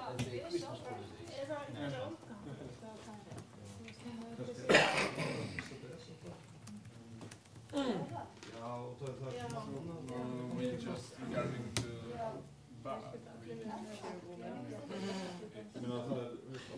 Sorry.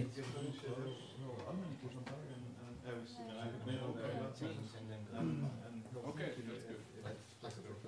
Yeah, because then I want to go to meet one of the Well, usually it is done there to ensure that actually it is somehow distributed to the members. So it has to be there. There has to be some person responsible to doing this. You're it now. If you are fine with that. Yeah, I'm thinking. I wanted to. I'm still not satisfied with this actually. Oh, are you in 7 or not 8? 7, yeah. Calls for a common media strategy implementation among the members of PPU to facilitate and ensure cooperation and coordination of joint efforts of media and public relation teams. What's wrong Is about that that? enough? Kata? No, and offices of pirate movement between. Sorry? No, if What is offices of pirate movement? Not everyone has a media team. Some have actual media offices within their pirate movements. An entire office only doing media. What is the office? It's like a department? Or Like a pirate department. Does all the word team sounds It's like we have also media department. much more I would call them. It's much more informal. Some structures that have formalized media. But if we work on What about groups? to ensure cooperation and coordination of joint efforts between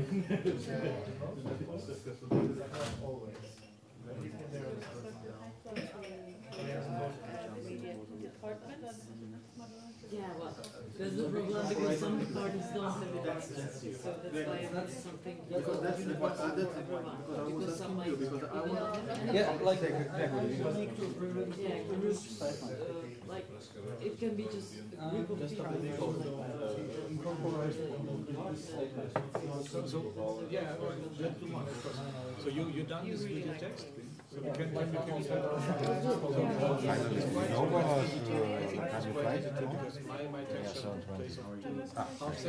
so that's not one fit. I will take one. The first one or two. So then you can go there. I'm writing the other one.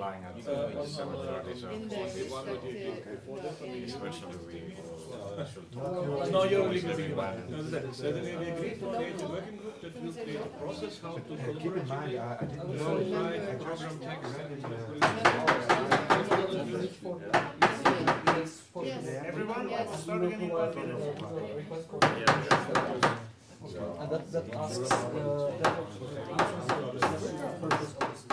yes. Maybe they're just missing something. Like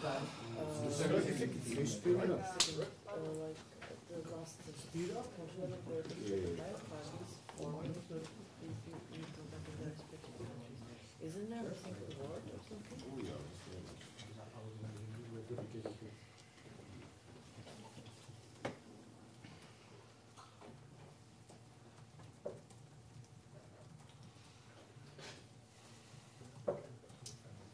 Mom, jag tänkte att vi lägger till en punkt i...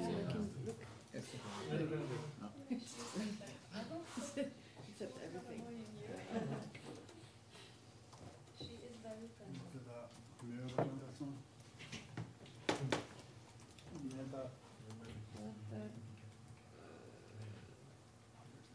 Sorry, yes.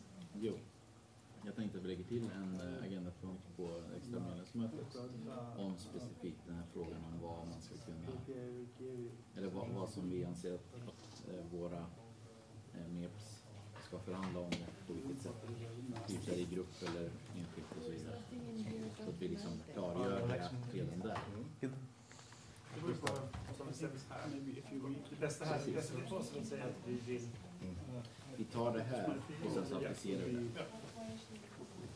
Okay, thank you everyone. The meeting is back. Do I have to do anything for that to work, or can we turn it off, right? Okay. We are placed here as 3 persons, 4 persons, and all the others are not included. But it's also nice to be able to get your idea down on paper to present to people, because if not, it's a half idea and people.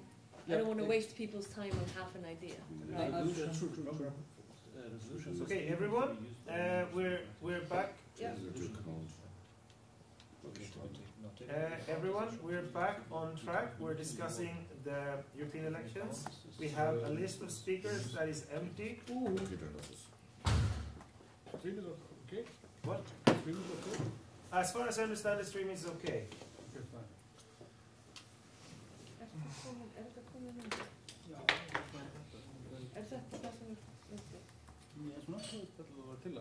So, does anyone want to speak on this topic? What topic? The topic is Let me just open the wiki. European elections, within brackets, CEP, campaign strategy, top candidate. Nicholas. I need to put it into the wiki? Why can't I? I just want to say that Yes, Octavia is currently putting it into Wikipedia, so please wait, let's say 1 minute and it will be there. Not even 1 minute. 10 seconds, or... Mikuláš promised the Icelandic pirates that he would sing as waiting music. No, Right, we agreed. No, you can't force me singing because that would destroy all this.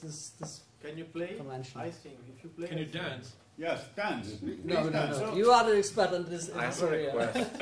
I have a request. If you're gonna sing, I have a request. So since Octavia wrote Tony from the board, you have to create Marketa from the board. The song Marketa from the board. Yes.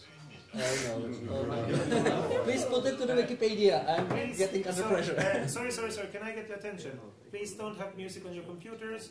Please don't say Wikipedia. It's a wiki. And please let us know which wiki site we're looking at.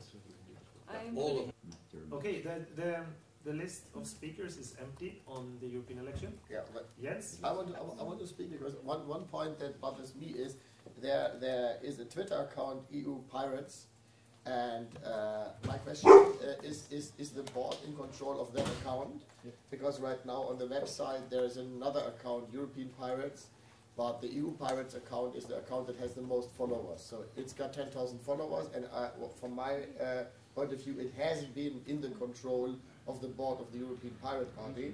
And the question that I pose is, who is in control of that account now? Because I would like to go with that account which has the most followers in the election campaign. Octavio, do you want to answer that, or do you have something else? No, it's in relation to that. Okay. I think as the party chair, I still have access to most or all known at this current moment in time social media accounts. Oh. It's something that the board took up at least 3 times, the fact that we have double up everything. And I wanted and did address it 3 times without the departing board being able to make a decision. So I think maybe that I welcome the conversation again that we need to have a much more streamlined media presence on social media. I'm going to add myself and then Mikuláš. Historically, different individuals created different accounts, and that is how we ended up with multiple accounts. And the first account was not in control of the board, and therefore they set up a second account, which is the one with fewer followers. And over time, they got controlled also over the first account. So both accounts are in the control of the previous board, as far as I understand. I have access to use them, but I don't think you have control over them. But I can use them through TweetDeck. And I think there's also other people in the previous board who might have such access. They're also very often used in tandem. So one will write something and the other one will retweet. Or quite often, I will retweet. When I use it, I will retweet with them things normally that have been tweeted by our member of the European Parliament that is relevant for the pirates in general, and then both accounts retweet the same thing. That is how it's mainly used.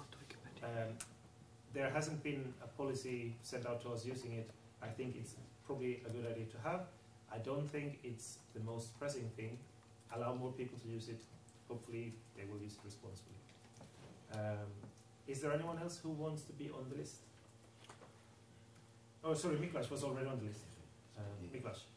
I would like to, let's say, read the proposal we have currently, which is in the Wikipedia. It's No, not in the Wikipedia. In Wiki, okay. I just updated it. You just updated. Control R. So if you just have a look at it, We have to find it in the wiki. Point 2 is now. Other proposals. And could you please motions and, strike Oh, out the the pro- yeah, I see it. program Now I from the see it. point 4? Yes. The link? The word program.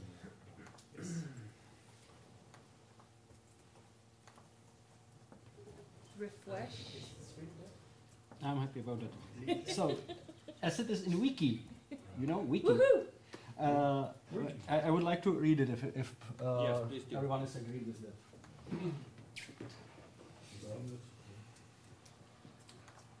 Oops.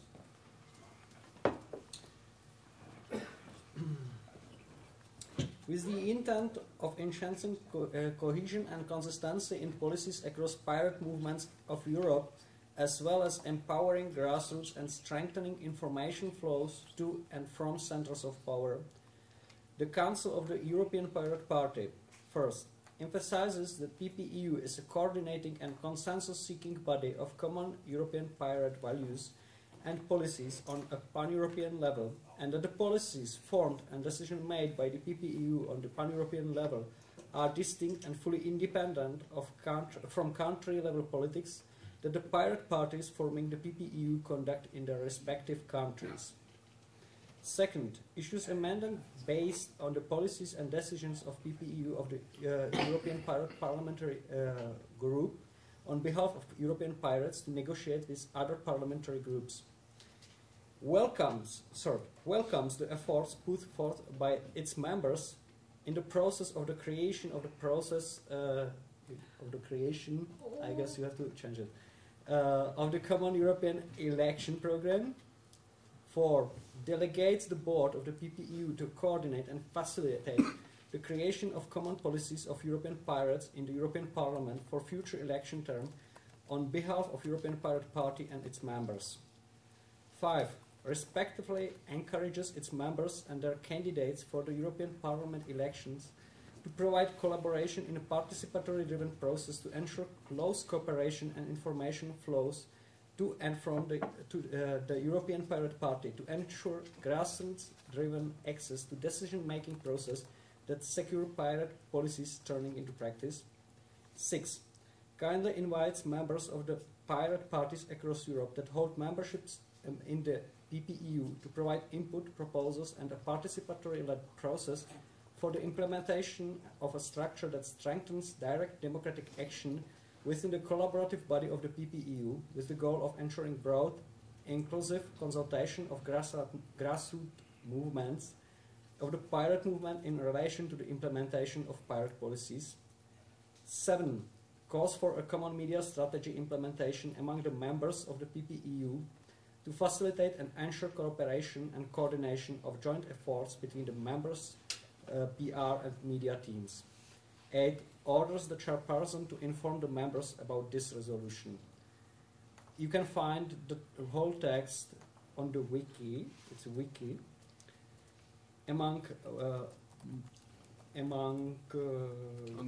proposals in the items. At the bottom. At the bottom, yes, for those who have notated. And I have to refresh it because obviously something was changed in order to improve the language. I want to ask if I can just approve the language. There were some doubles and stuff. Can I just quickly? Yep. Yeah, and refresh it definitely because like 3 minutes ago I made the edits that it's bold. Yeah. Yes. Yeah. Now they're very classy. Yes. I want my resolutions pretty. We all want them pretty. So I think the proposal is is open to discussion. Alessandro? Yep. And then Oliver. The floor is yours.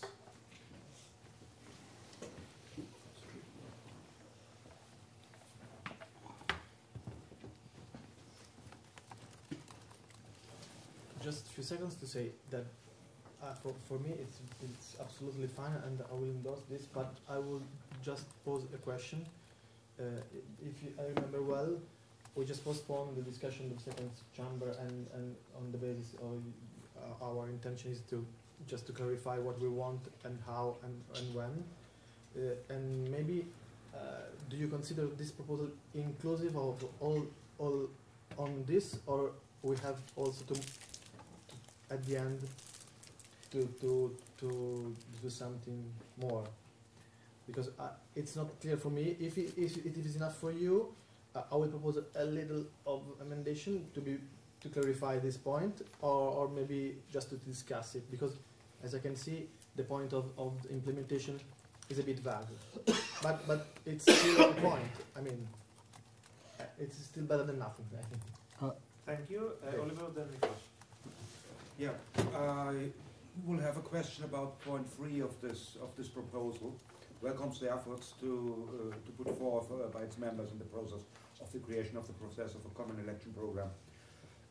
As far as I remember, and as far as the Catalan pirates understood our agreement in Barcelona,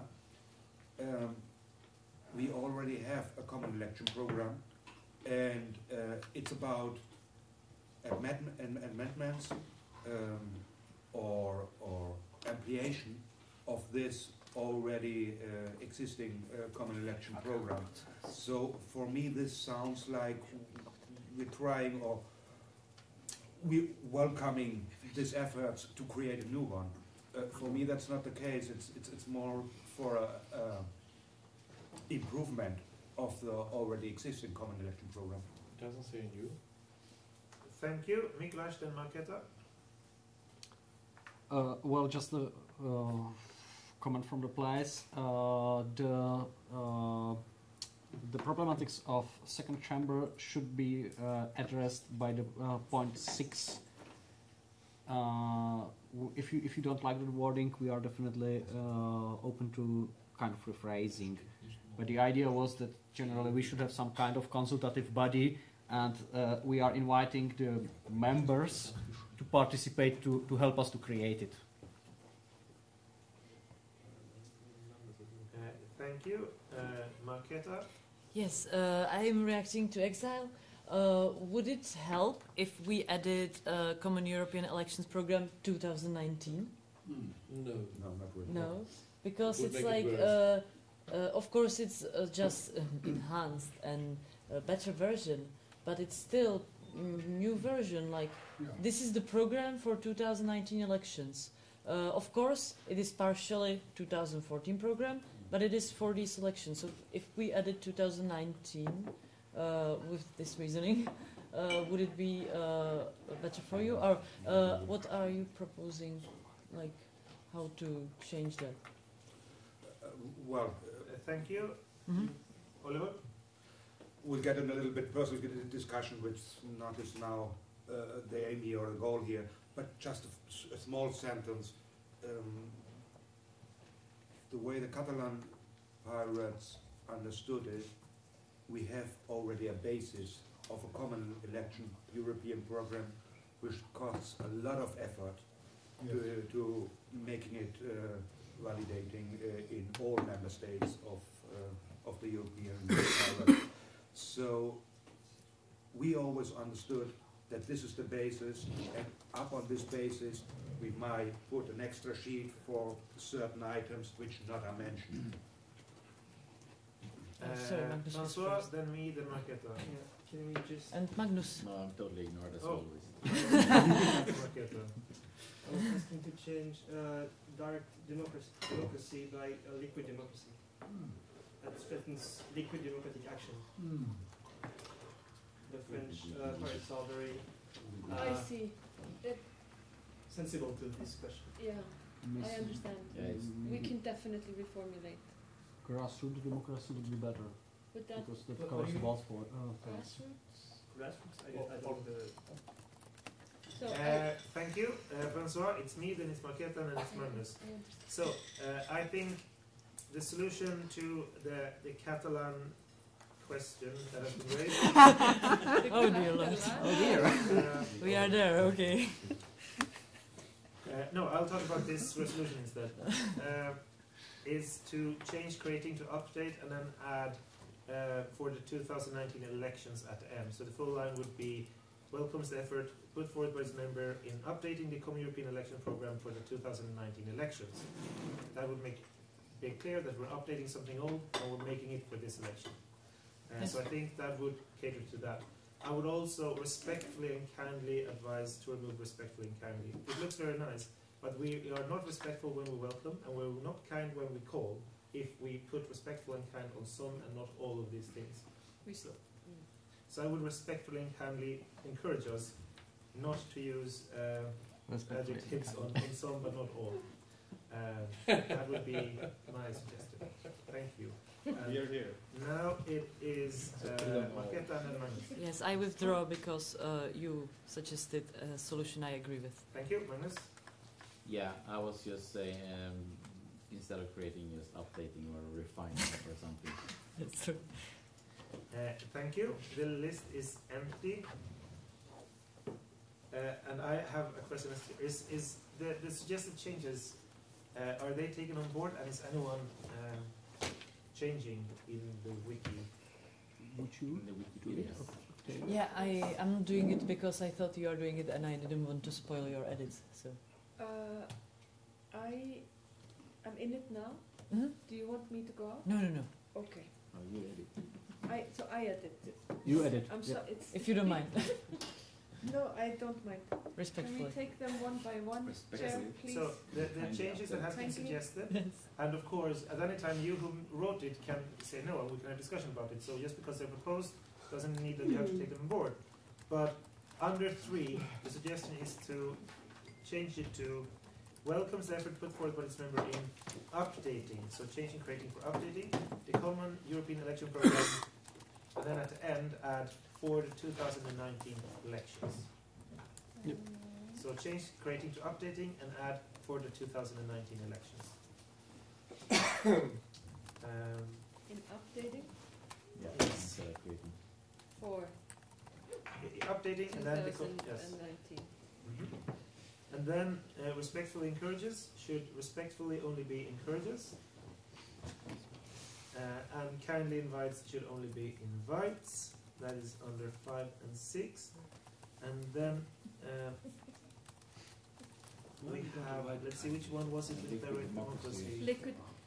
Can we have just one quick on that? Yes. As I said, if you have opinions or comments on the changes, you should just raise them. There's no one on the list at the moment. Okta has the floor. So I know this conversation deeply, and I want to make sure that all members of the council feel comfortable with this language, right? So just to have a couple of more, so direct democracy would not fly. Liquid democracy would fly. Is that it? How do members, can I get like a show of hands of like, I don't care, I'm happy with that? Liquid is happy. We have some pains about liquid. Please. Yeah, delegative democracy is the. We're direct democracy. We're absolutely fine with liquid. We are kind of. How about the some of our German members are kind of burnt with that. So. Thank you, because this is what I wanted. Because I think so. Chair. Besides what I mean by that? Yes. So liquid is free. You can have delegates. You can do it by yourself. Okay, direct democracy is by yourself only. So it's no restriction when you say direct. When you say liquid, you don't pull restrictions. You do. Say this transition delegation.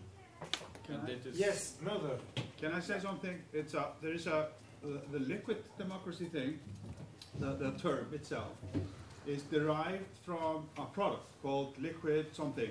A German, The actual technical term for what's being implemented in the liquid democracy system is delegative democracy, and that's a direct and also delegative democracy. So it includes, I think, both. What do you say, Gregory? Yes. Delegative yes, democracy. it's transition delegation, and we don't like the transition delegation. So we are fine with delegation, but having it being transitioned is kind of painful for some. There was a suggestion. So you want to put Gregory, because we do love transition delegation.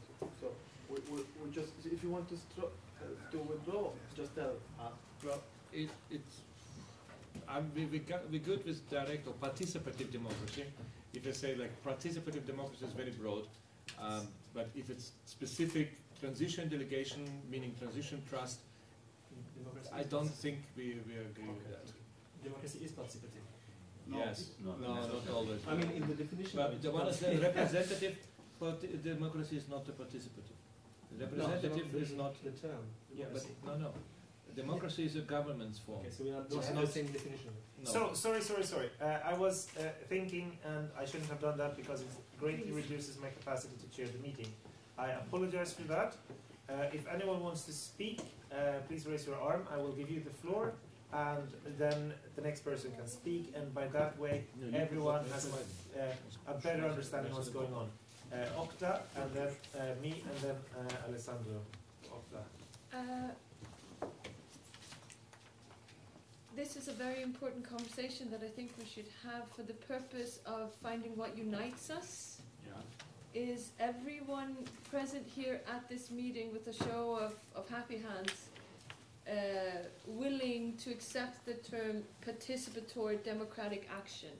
Wow, yeah. Woo-ha! Participatory democratic, not representative. The definition of it.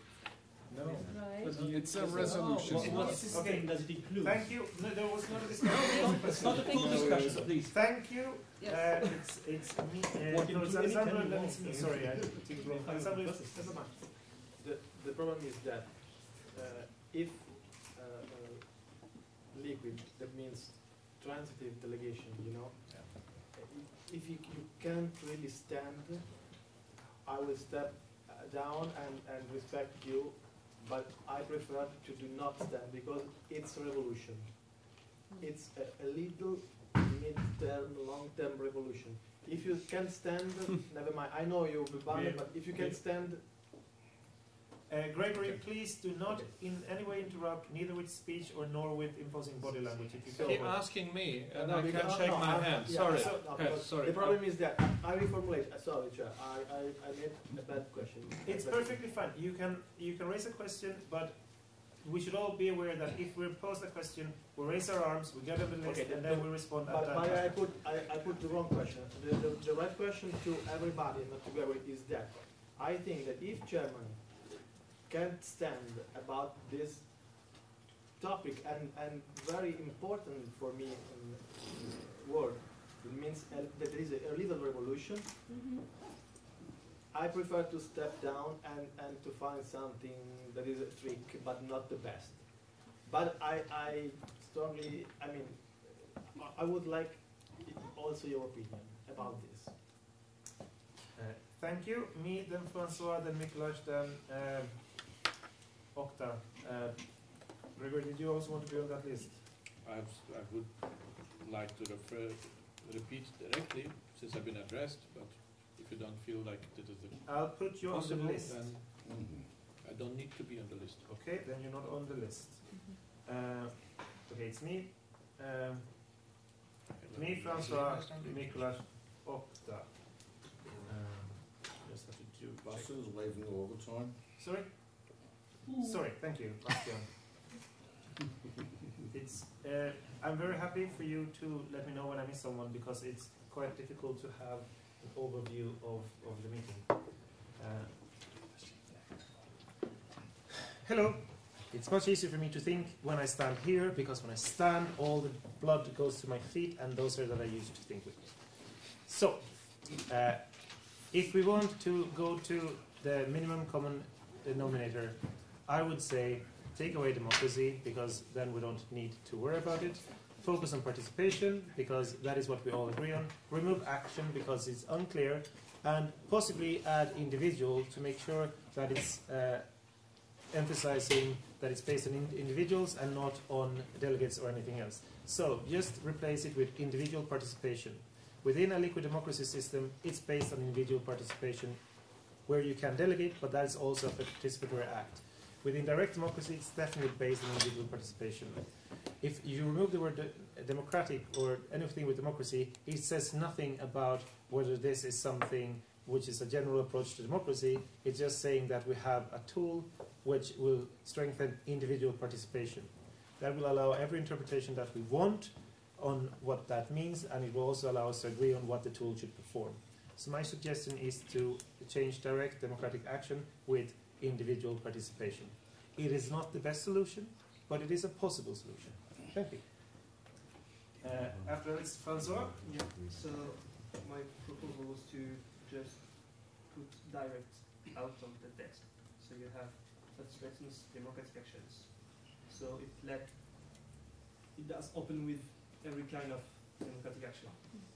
And so we don't have to restrain ourselves about how we want to qualify it. It's just democratic, okay? So it's participative by nature. Perfect. It can be anything we want, considering the tools that we are going to use. Yeah.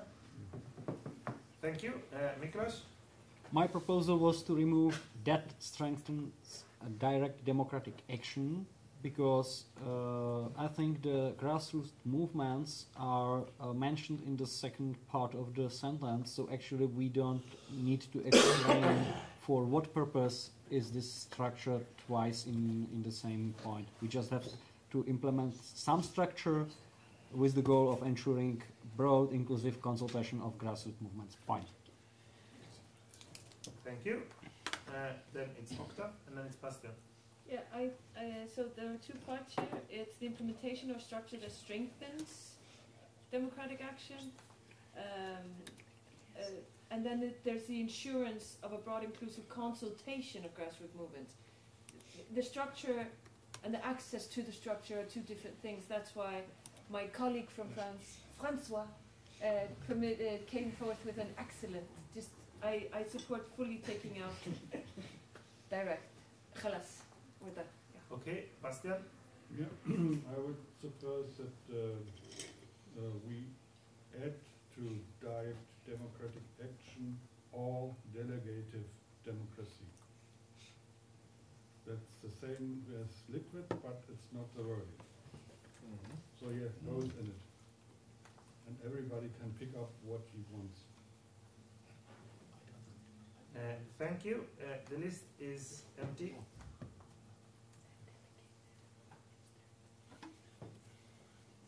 We currently have. Can you repeat? I really can't understand, but I'm sorry. Can you repeat? I can't. Bastian, will you please repeat your proposal? If there stands direct democratic action, and I want to add to direct democratic action or delegative democracy. So you can decide what strengths in the future. Maybe direct democratic action, or the French pirates will strengthen the delegative democracy. So you have both in it, and you can choose what you want. What one would be my compromise. I understood. Thank you. Thank you. The list is empty. Anyone wants to speak? Miklas. I think at the end, in the software tool, there can be a button just switching off the delegations or switching them on, and you can decide whether you want to see direct democracy or delegative democracy on your own computer and don't care about what the other people see. Yeah. That's not a trick, it's a zoning, yeah? Yeah. It's JavaScript, yes. Anyone who wants to comment? Were you on this up there? You look like you want to comment. I have a question. Yes. But Francois, you put it forth as a proposal, right? To remove participant. Yeah. Sorry. The direct. Yeah. Okay. I have nothing to add. Can you live with it? What? Can you live with that formulation? I think it's simpler if you just put something out instead of putting something in that will. It's the same wording. Sorry.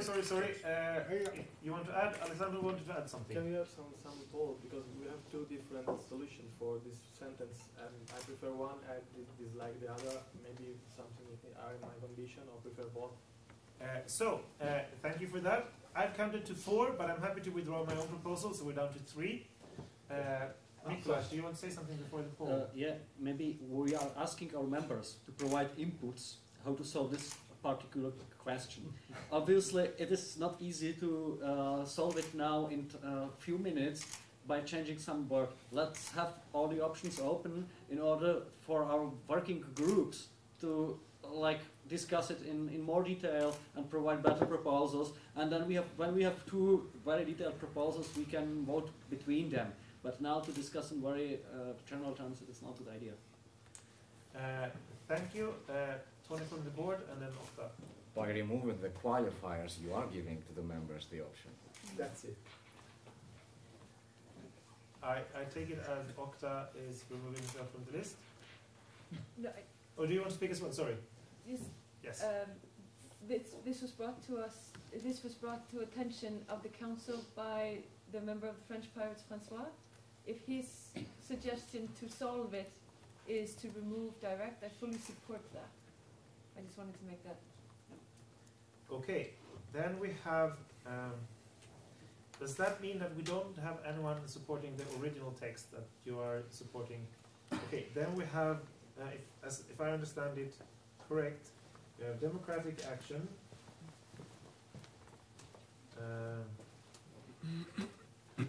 And we have a direct democratic action or delegative democratic action or democratic. No, not action.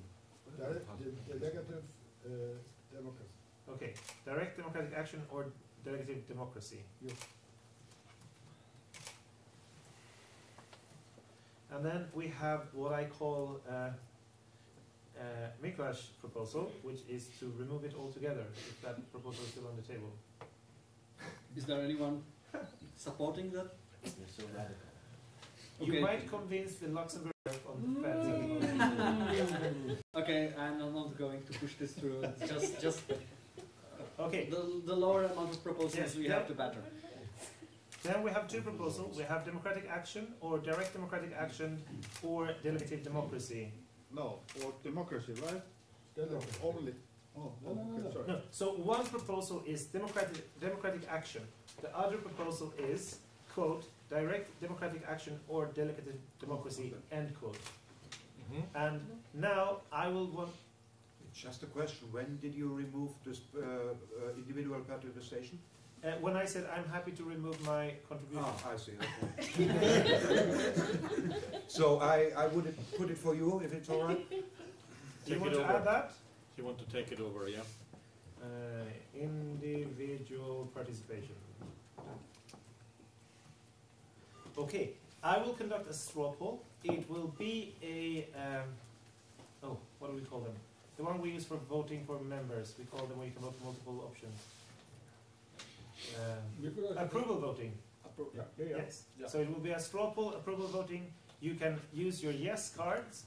You don't need to use the others because it's not a decision, it's a straw poll. So you use your yes cards at the right time, and the right time is the time you feel is right. There's 3 moments where you can do it. I will ask 3 things. If you want to support proposal A, proposal B, and proposal C, and I will read the proposal at any given time. If I'm doing it too fast, or if I sound very confused, please let me know and I will try to be better. So, we're opening the straw poll. Opening straw poll.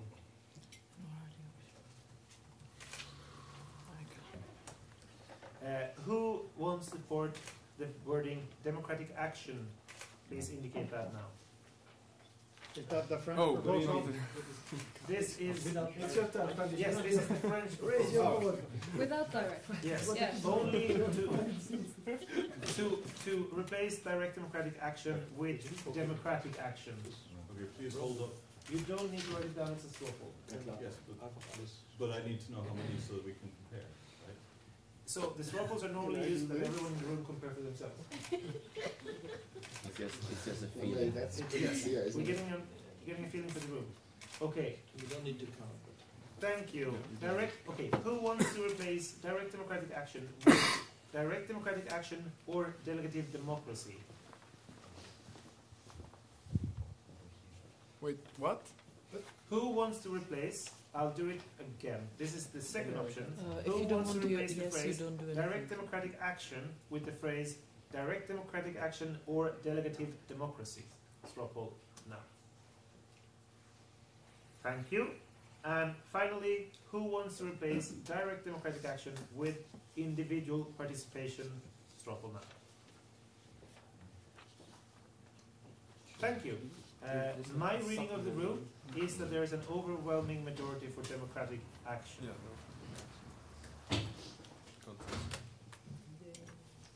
Epic. What's about the Agreed. There has been no input, even though I've opened this straw poll also for the remote delegates. Sorry, I should of course have let you know that. Yeah, thank They you. have not given any opinions on anything Today. on this, no. Ever. Okay.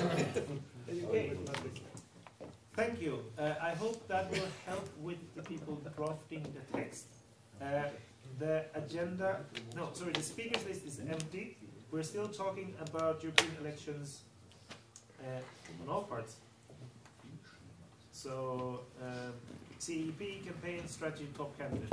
As far as I see, we haven't really discussed strategy, top candidate, or campaign. My question is, shall we feel that we've discussed this resolution enough? And then we can discuss other topics that hasn't been addressed, and then we can come back to voting on the resolution later on when it's finalized. Is there anyone who would oppose to such a procedure? Excellent. Then, is there anyone who wants to speak on the topic of campaign? Thank you. Is there anyone who wants to speak on the topic of strategy? Maybe the votes? give time to remotes to answer. You're very fast for remotes, I think. Thank you. Is there anyone who wants to speak on the topic of top candidates? Bastian has the floor. Yeah, I think we should decide as in Brussels, but we vote for a top candidate, whichever you want for a method to find out who is our top candidate. We should do that again, like in 2013. 14. There was our top candidate, Amelia Andersdotter, if I remember right. We had two. We have two, and Peter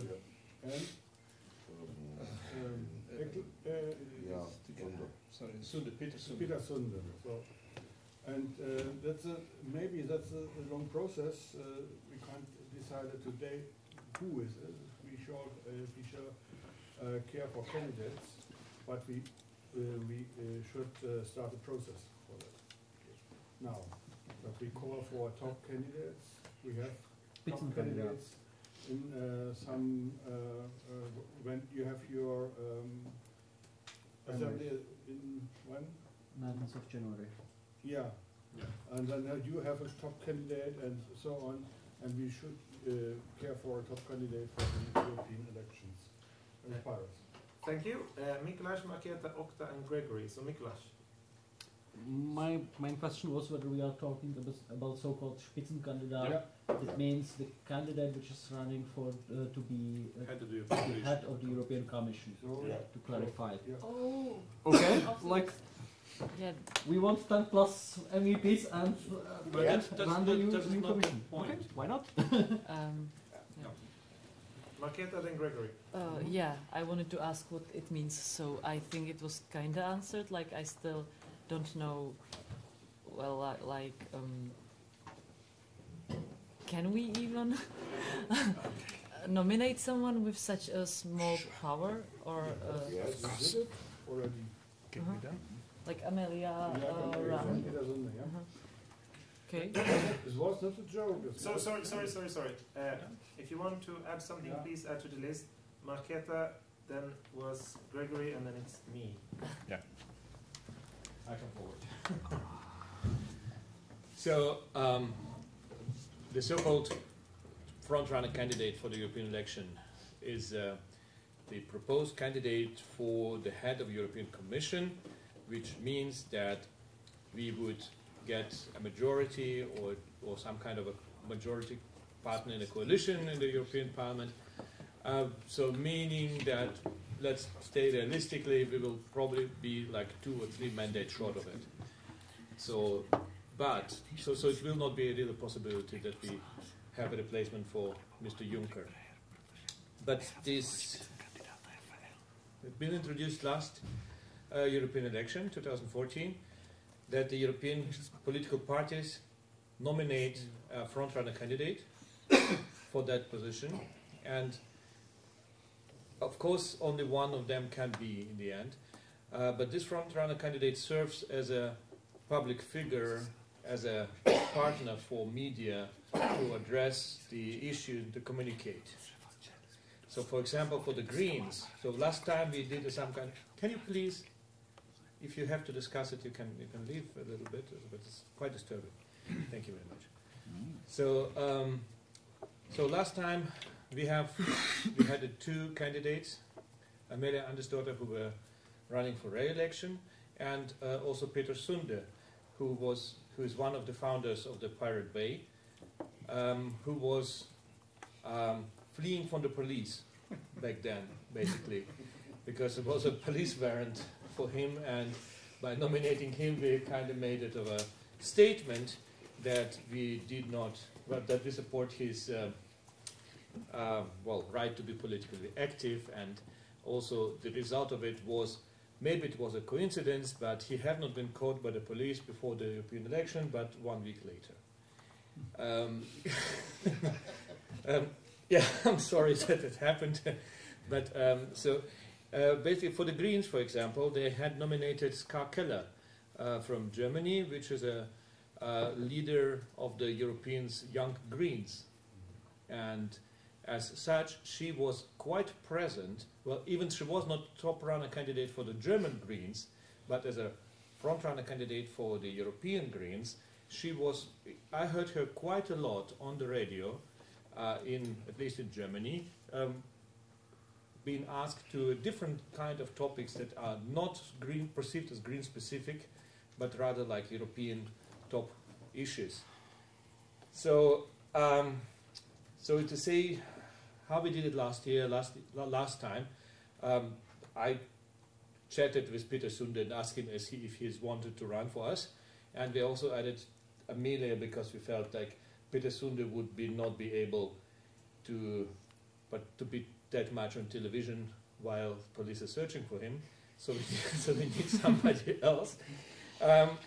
So that's a good idea actually to promote the movement as such and to have some figure. So I would advocate this time for putting someone from countries where they are like on the edge of getting elected into parliament, but it's still a fight, where we could help them maybe being elected on the national, on the European elections, something like Luxembourg, where it's not certain that they will get in. We all hope for that, but for that we need more than like a lot of percentages, right? Like about 9% or whatever. Now there's 7, so it is in the reach, but it's not certain. Also, Czech Republic, you're quite good, but maybe having a front-runner candidate from Czech would also ensure actually that you will get in. So I think today we are not ready because we haven't talked before about candidates and so on. But I would rather invite us to select a new candidate by January meeting that we will, or February meeting that we are currently having in Luxembourg, because this is a really thing to do. And even if we should not focus that much that this person is our proposal to lead the European Commission, because that will never happen. But this person will be a public figure to speak for the whole European pirate movement on our behalf. And we should take this chance and elect somebody. Thank you. Thank you. Then it's me and Oliver.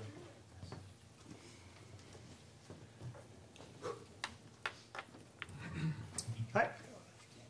My Luxembourgish overlords have given me no instructions on this, but as an individual I have opinions. Not that many though, which might be surprising. I was very skeptic to this 2014. I thought it would be a failed media stunt. I think it was a failed media stunt. I'm not sure it was wrong to try it. But we didn't get much media on the fact that we have Spitzenkandidaten, because our Spitzenkandidaten was not seen as a serious competition. Now, the reasons that the European Greens, because it's the European political parties that nominate, and the reason the European Greens got traction is because their Spitzenkandidaten was backed up by a political group in the European Parliament, because it's the European political parties that nominate, but it's the biggest European political party, biggest European group in the Parliament that is considered the election winner, whose Spitzenkandidat will be the Council President. So if you don't have a group there, you don't even have a theoretical chance of getting it, unless, of course, you get enough votes to form your own group. So I think having a Spitzenkandidat from us will not invite that person to the same kind of publicity like the Greens get. Having said that, it might still be worth it. I don't know. I would be very happy to ponder it. I think it would be an excellent thing to go back and talk to our parties about and discuss over mail.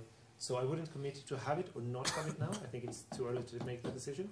But I definitely think we should talk about it with our members and talk about it with our candidates to see if they would be comfortable with having 1 or 2 candidates that sort of get more of a spotlight than the other pirate candidates. And if we agree that this is a good idea, let's go for it. It doesn't cost anything. It might be useful. It might not be useful. Yeah. But the fact it doesn't cost anything makes the decision to go for it less problematic than if it had been a big investment. Thank you. And Oliver.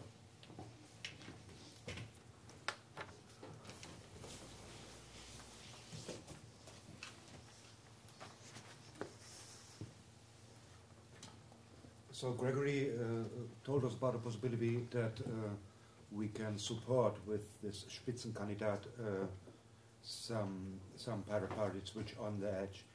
I would give another point of view which might be also a consideration, a possible consideration. We also can do with this something like a political statement. As it's well known, we got political prisoners in our country where I'm coming from.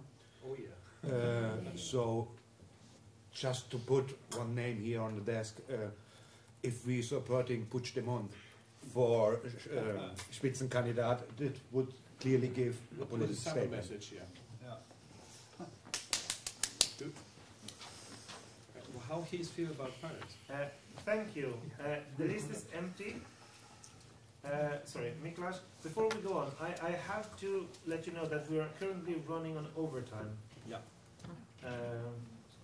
And we still have the topic of other to discuss, and we have at least one issue under other, and then we have the issue of next meeting to discuss. So I would ironically ask everyone to try to be short.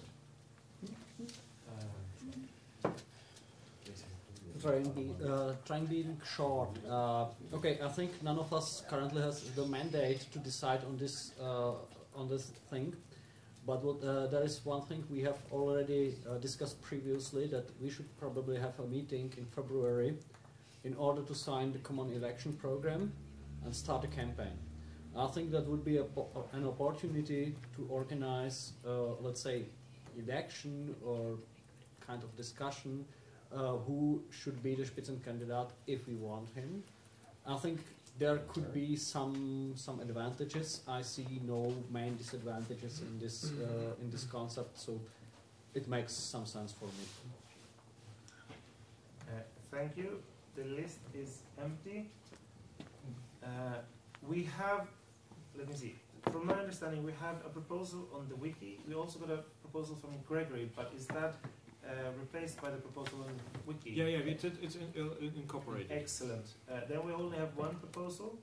It is on the wiki under other proposals, and it is updated to take into consideration the points raised. So, unless anyone objects, we will go into decision. We're in decision. This is where the magic happens. So, we have a proposal to vote on. You can vote yes, no, abstain. This will be adopted with a single majority, and according to how I read our statutes and rules of procedure. So, I will ask if the meeting want to adopt this resolution. Voting is open. Sorry, I went way too fast. Is there anyone who wants me to read the resolution for you? Yeah, just a second. Maybe it would be something good. to Yeah, clarify. Yeah, do that. Sorry, How? was that There's something? something to clarify. Is it? Okay. Yeah. Time out. A second. While they are discussing, where on the wiki is it? It is on the same page as all the motions. At the bottom, it says other proposals. Okay, so the resolution. The resolution, yes. All right, so we're not clear with that. We're not clear with it? I mean, Oh, we never voted on it, and that is what we're doing. Okay. Then I'm. Miklas, want to speak? Well, we had a nice discussion about Spitzenkandidaten previously, and maybe we should address it in the resolution. So I'm thinking it would be a nice idea to add another point before the 8, so the current point 8 will be moved to 9, and at this point would actually be that Council of the European Pirate Party requests the board to provide a process to nominate the Spitzenkandidat or Front-runner. I would stick to the German term Spitzenkandidat because I think that's pretty common, and it's actually in all official documents used like that. Okay. So I think this is the definition which is understandable for everyone, and it can be easily explained by Google. Thank you, Magnus. Does that mean that we have decided to have a Spitzenkandidat? No. I mean, The process to have it. Yeah, but we say that we should get the process to get it. But in the end, we still can decide it not to elect anyone. The process could be an empty Gregory, process. thank you for your question. If anyone wants to weigh in on that or anything else in the debate, please raise your arms and you can be on the list of speaker. Oliver, then Gregory. Perhaps the solution will be putting something like welcomes the efforts to put a nomination for a Spitzenkandidat. Gregory, then Miklas, then me. Yeah, but having a process doesn't guarantee that we end up in agreement on a Spitzenkandidat in the end. So by just creating a way how we could elect one doesn't mean that we agree to elect one. But it agreeing that we look into how we would do it if we want one. Miklas. The board is executive body of this organization, so it will meet after this convention and will have more time than we have right now to provide provide a proposal for a process how to solve this problem. If the board fails in this request, of course, well, it will happen. Maybe there is no way how to do it consensually in such a short time, but at least the board should discuss this and try to find a solution. Me, then Marketa. I'm all in favor of the board discussions and discussing it and putting forward a proposal. I'm not so sure I want us to say that they should, because then we basically say we won't have a Spitzenkandidat. We might end up not having it, but intent to create a process is to get a result. We don't create a process to see if we want a result. We might end up without a result, but the intent is clearly to have a Spitzenkandidat if the board is requested to create a process. Now, if the board creates a process on their own, they can propose it to the council, and the council can then decide at that point whether they want to use the process or not. So unless we explicitly already now want to decide that we want to strive for a Spitzenkandidat, we should be very careful with how we word it. And given our time constraints, I would suggest we don't try at all. The board is able to make a proposal without having a wording here that binds them to make a proposal, if we trust the board to read the atmosphere in the room. Thank you. Then, was it, no? I withdraw, it was me. Yes. Miklas. I would suggest a straw poll whether we want to have such a point in the proposal. And if the result will be that we want to have it, that means that we actually want to have some result of this process. Or it can be not on a straw poll, but rather a real procedural motion.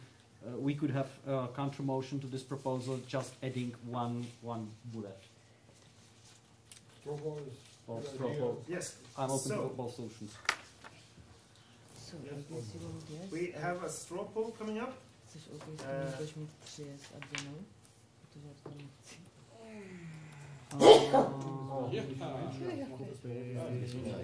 Já jsem OK s tím, když budou 3 dvě no. Yes, Magnus, before this. Yes, there's a proposal. Hello, everyone. Hi. Look. Hi, I'm right here. I want your attention because I really like when you look at me.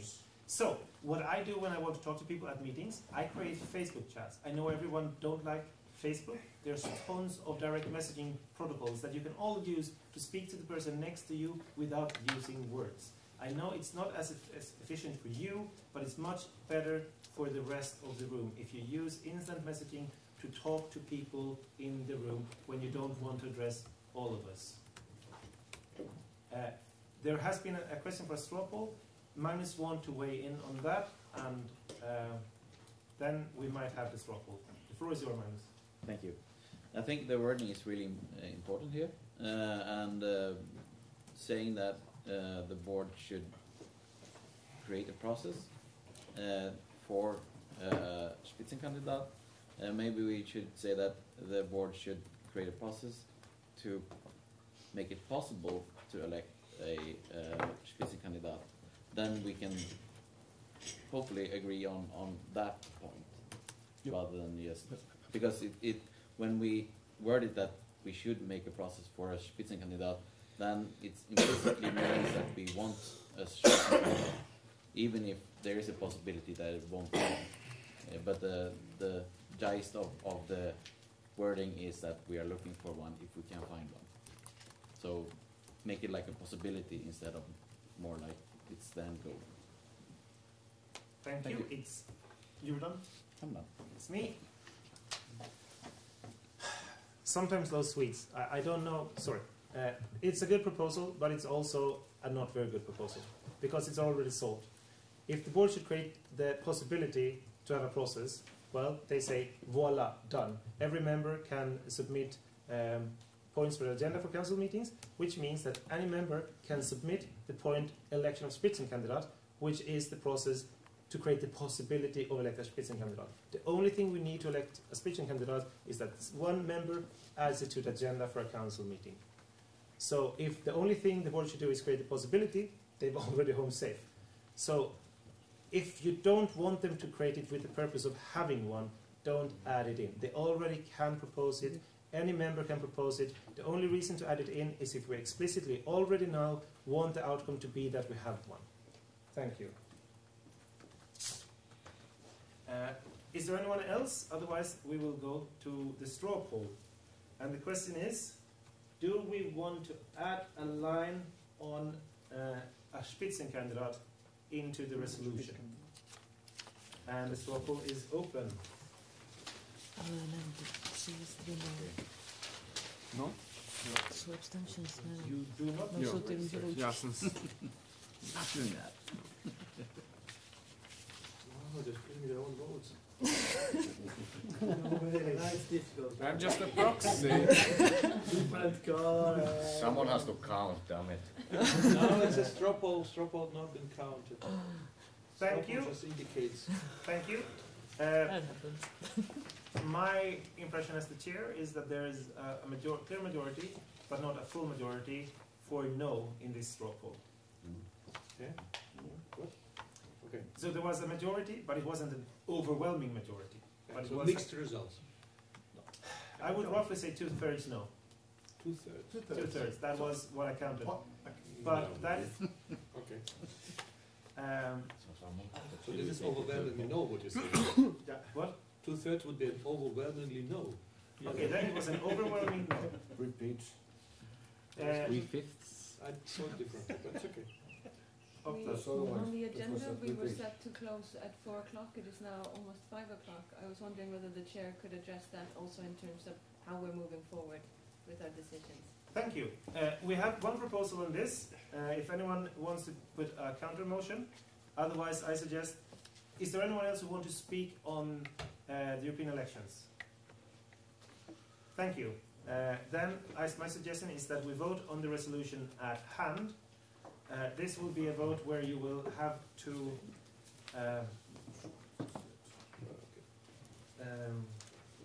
closed, vote on resolution.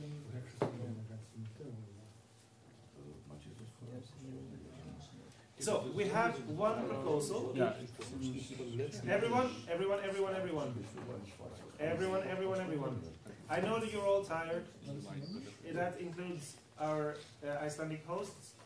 We're all tired. We all want to move forward, and we do that by talking less, unless we use instant messaging. You can also use instant messaging to send cat pictures. We have a vote on the resolution. There's one proposal, so I will have one vote. Yes, no, abstain. It will be adopted if there's a majority of the vote cast in favor. Abstentions do not count. That is the voting process. So, I will ask the meeting, do we want to adopt the resolution as it is? No, first of all, is there anyone who wants me to read the entire resolution? No. No. So, you can't say that. If anyone wants to read the entire resolution, put up a yes note or raise your arm or in any way indicate it. Okay, no one wants me to read the entire resolution. It is in the wiki. I will ask the meeting, do we want to vote? Sorry, I open the vote on this resolution. Everyone can vote now. And this is where the mini taker will write down everyone. And who voted? Oh, yes. Who voted? Yes. Okay. That's going to take a while. Yes. Yeah.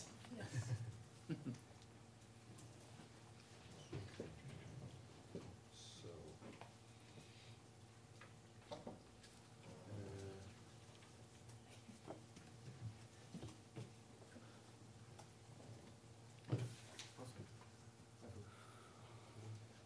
And if you get a nod from the secretary, you can take down your notes, votes. Otherwise, please keep them up. Yeah.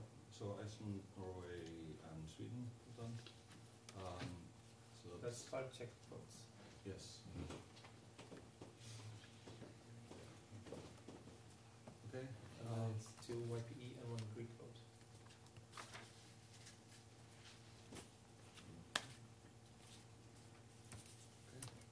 The abstentions from the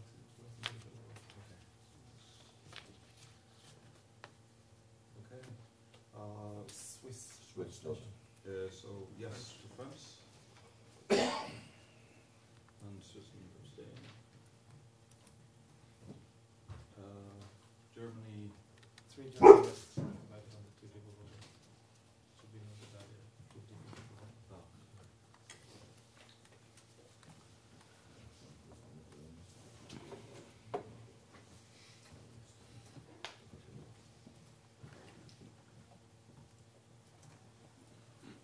Okay, and sorry, what was Italy. Yeah, Catalonia. Catalonia was No. it? No. No. Okay.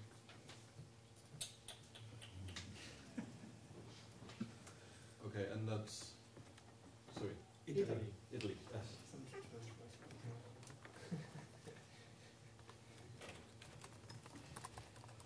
And there's no remote votes. And I close the vote. And I find that the motion has passed.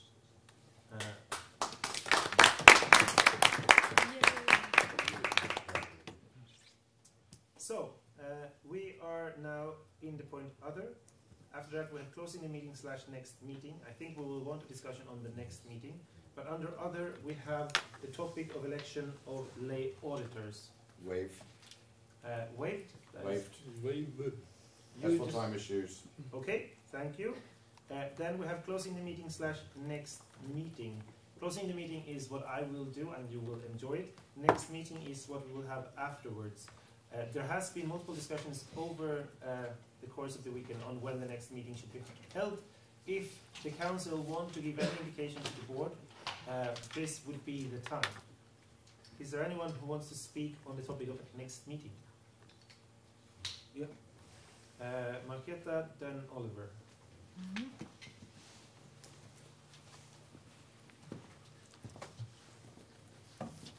I want to ask whether you are okay with January the 5th. No? Okay, I tried. Okay. Or January generally. Could you speak a little bit about? Oh, yes, yes. Okay. Agenda. Sorry.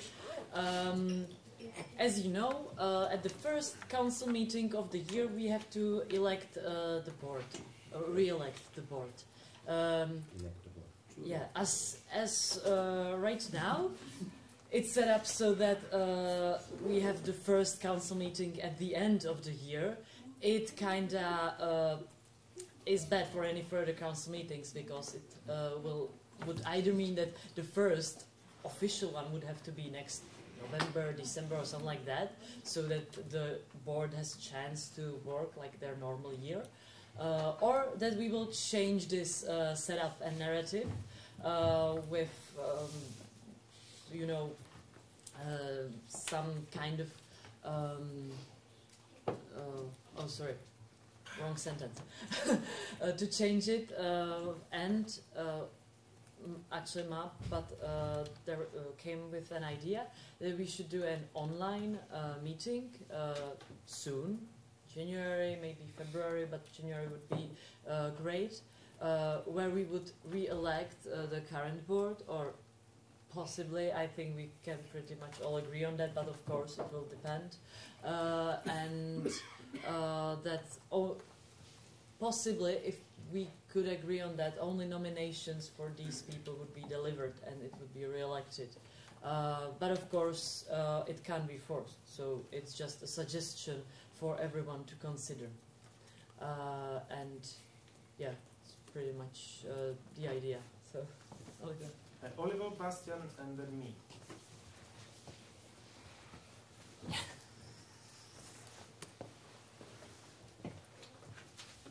The problem I'm seeing is I would need a little bit of clarification. as yesterday we've spoken several times about an upcoming meeting next year, which will be 9th of February, which yesterday was very, very clear, it will not be a council meeting. Today we changed, and now several times we've spoken about an upcoming council meeting. What we are going to do, a meeting or a council meeting? Thank you. Bastian, then me. Speed up, speed up.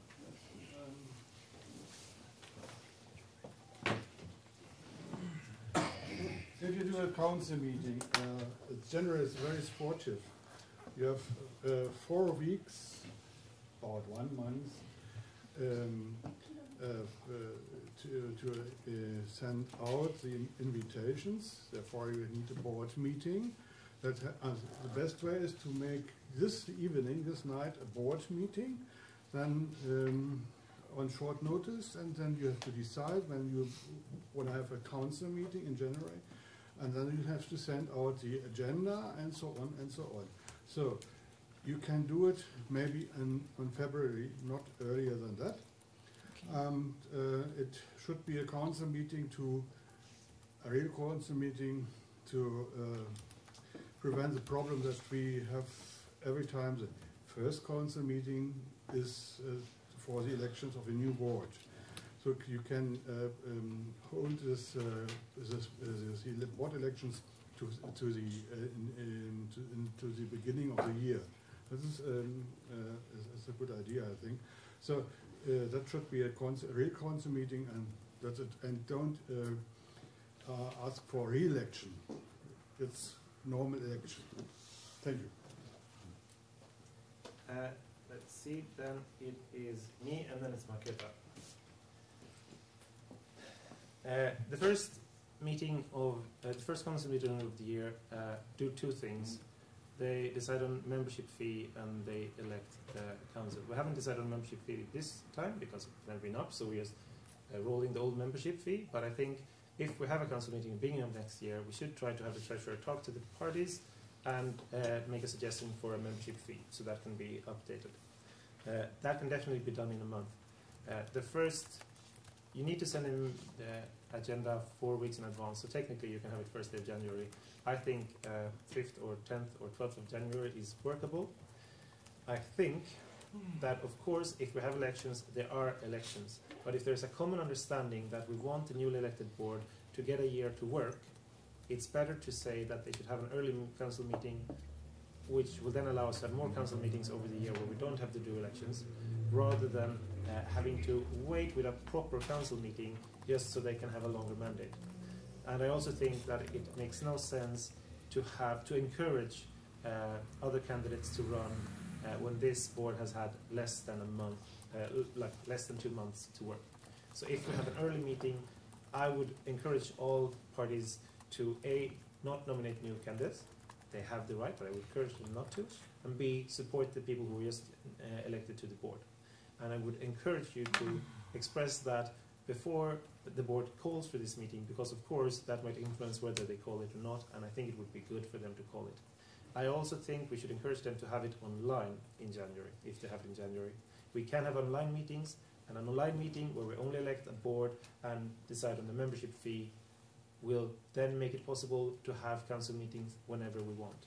After that meeting, the board can decide whether they want to make or even before, the board can decide whether they want to have the February meeting in Luxembourg a council meeting with delegates or not. It might be worth to have a council meeting with delegates if the European Pirate Party wants to have a Spitzenkandidat, candidate, because that has to be decided by someone. So then we would need to have a council meeting with delegates. Otherwise, it wouldn't be the European Pirate Party Spitzenkandidat. But that becomes an option the moment we have had a first meeting. Otherwise, if we have our first meeting in Luxembourg, it would be nominations and the whole process around elections on site. And I think it can be handled digitally.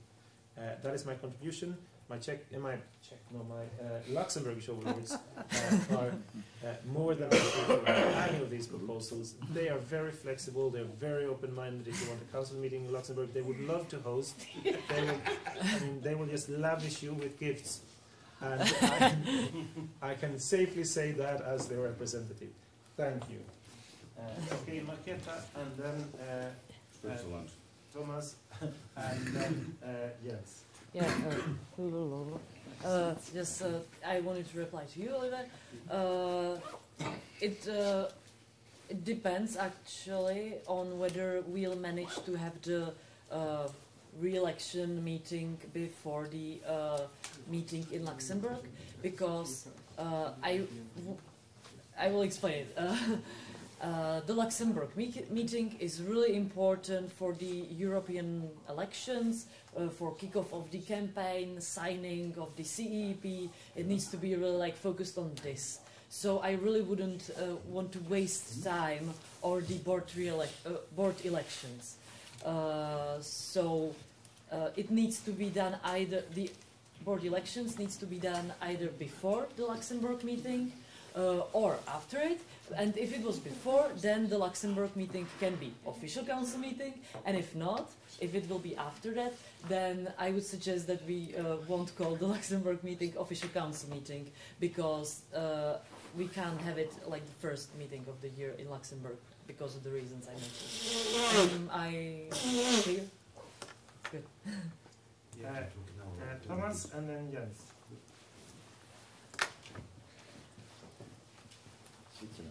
Yeah, sorry, I'm representing Switzerland again. As you know, Party of Switzerland is in Switzerland. Switzerland in itself is fun to have direct democracy. What I've just heard at the very moment seems to be like guided democracy, because going to say re-electing would say, well, please re-elect us. There needs to be real election if you go for a council meeting. I don't see we don't even see the rush to do it in January. If you have said yesterday, February is a possibility.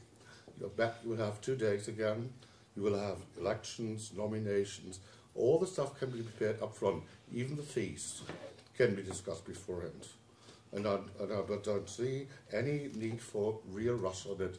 Please take your time, discuss it at first, even statutes amendments that have to be made to see fit that the first meeting needn't be taken care of re-elections in the future, etc., or elections that can be amended, but it needs time to do proper statutes amendment. Thank you. Thank you, Jens.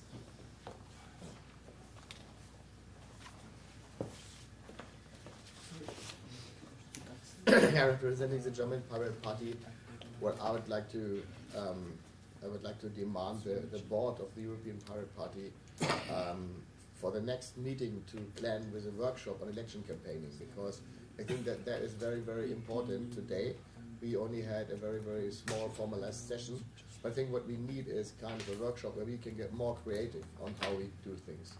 So, and from my point of view, this should be kind of a full-day workshop at minimum, and it should be candidates and other people should join that, like to set everything up and come out with ideas on how we can like do campaigning. So that would be something that I would find very, very important. Thank you. Then it's me. Then it's Alessandro. I think that's an excellent idea. I think delegates for a council meeting are not the right people for that meeting. Candidates and campaigners are the right people. So if it's done, it shouldn't be a council meeting. I also think that there's disagreements in the room. I think we should leave this topic open for the board to decide in their eternal wisdom, taking in the input that they have from the room, and of course conferring with the member organizations after the meeting.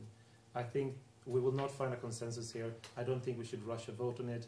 I think it's better to leave it up to the board to discuss with the member organizations to see what best fits all the member organizations. Thank you. Alessandro, and then the list is empty.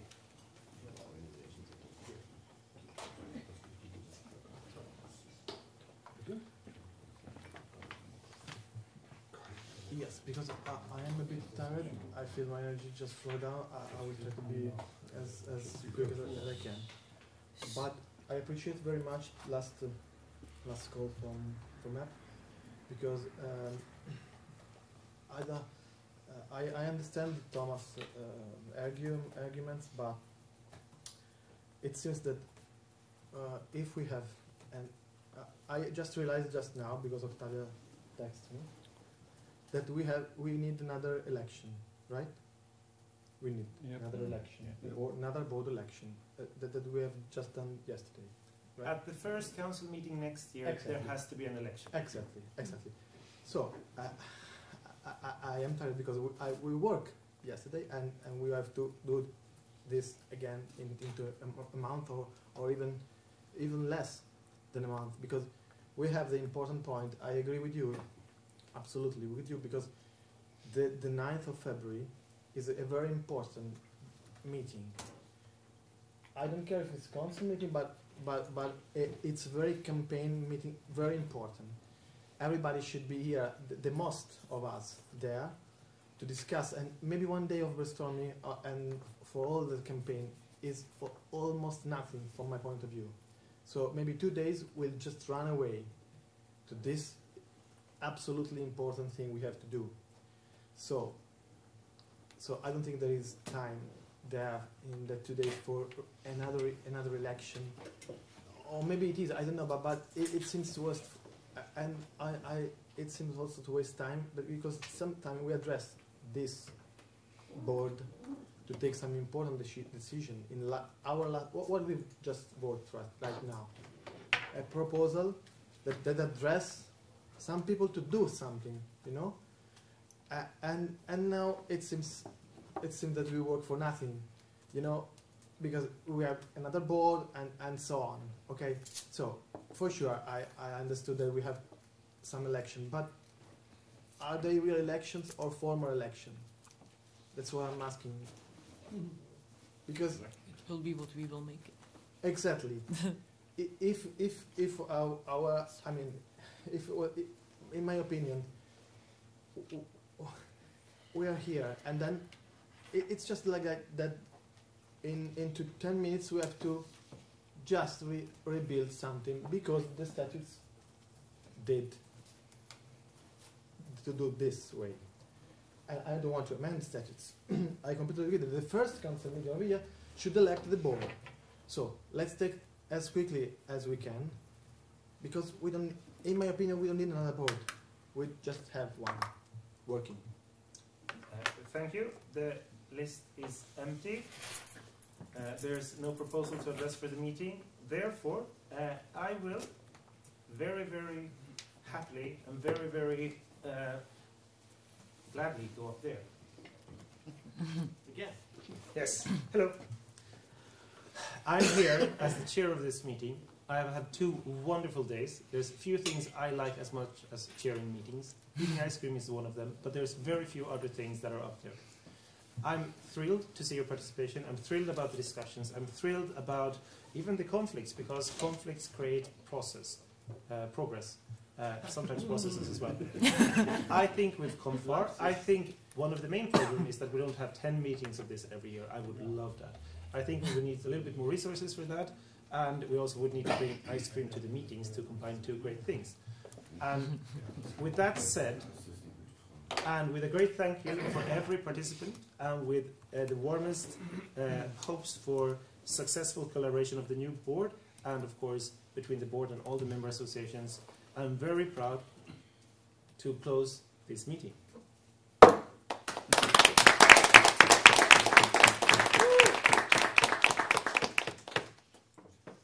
As the meeting is over, I'll take the opportunity when you're all sitting there to thank the organizers, the Icelandic Pirate Party, thanks the people I've had to help me, thanks all the guests, and thanks all the delegates. It's been wonderful. I want to add a special thanks to the remote participants over the course of the week who've been there, contributed. I think it has been a great learning experience. We will be very happy for any feedback on how we can make your participation better. I'm looking forward to watch the stream of me for 2 days. That's amazing. And, I would want to hand over this little podium to the Icelandic Pirate Party member, Octavia. This table is now yours. You can take it home. You're going to jump up now. I just wanted to say thank you to everyone who managed to come to Iceland despite of all the challenges that it faced your pirate parties and personal lives with. On behalf of the Icelandic Pirate Party, thank you for coming. Those of you that would like, we wanted to give you T-shirts with the little cod bacalao. Oh, I'm so happy that you guys are adopting this. And we wanted to let you know we ran behind schedule. However, we would really like, if you want to experience a bit of Icelandic culture, to meet us at the thermal pools. It's great. It's good times.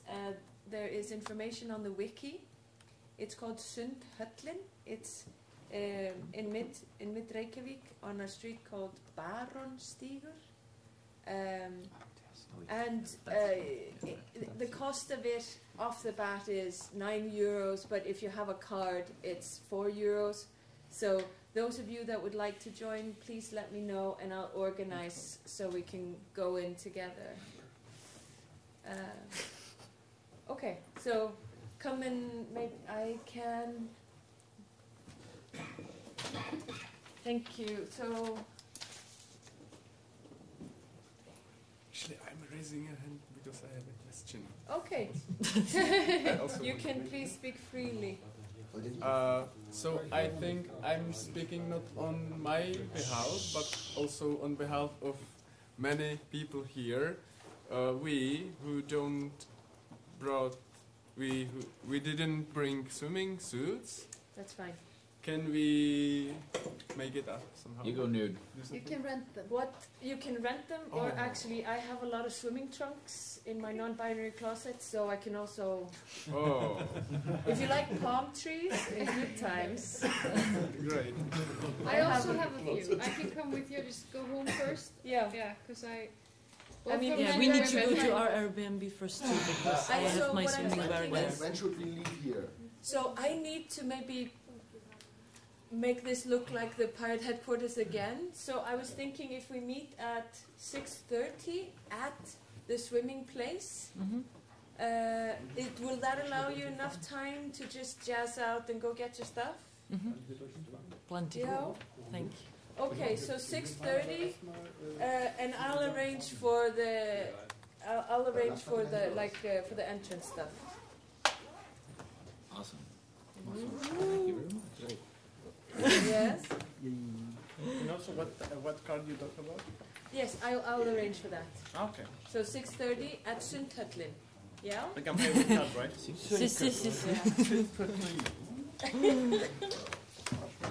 Oh, we're all alive. Yeah, I'm gonna help. What are you gonna do with those? You laminate them. Oh, and you put them in the frame want and you put it on the young pirates. Oh no, I remember number 3, number 2. Oh.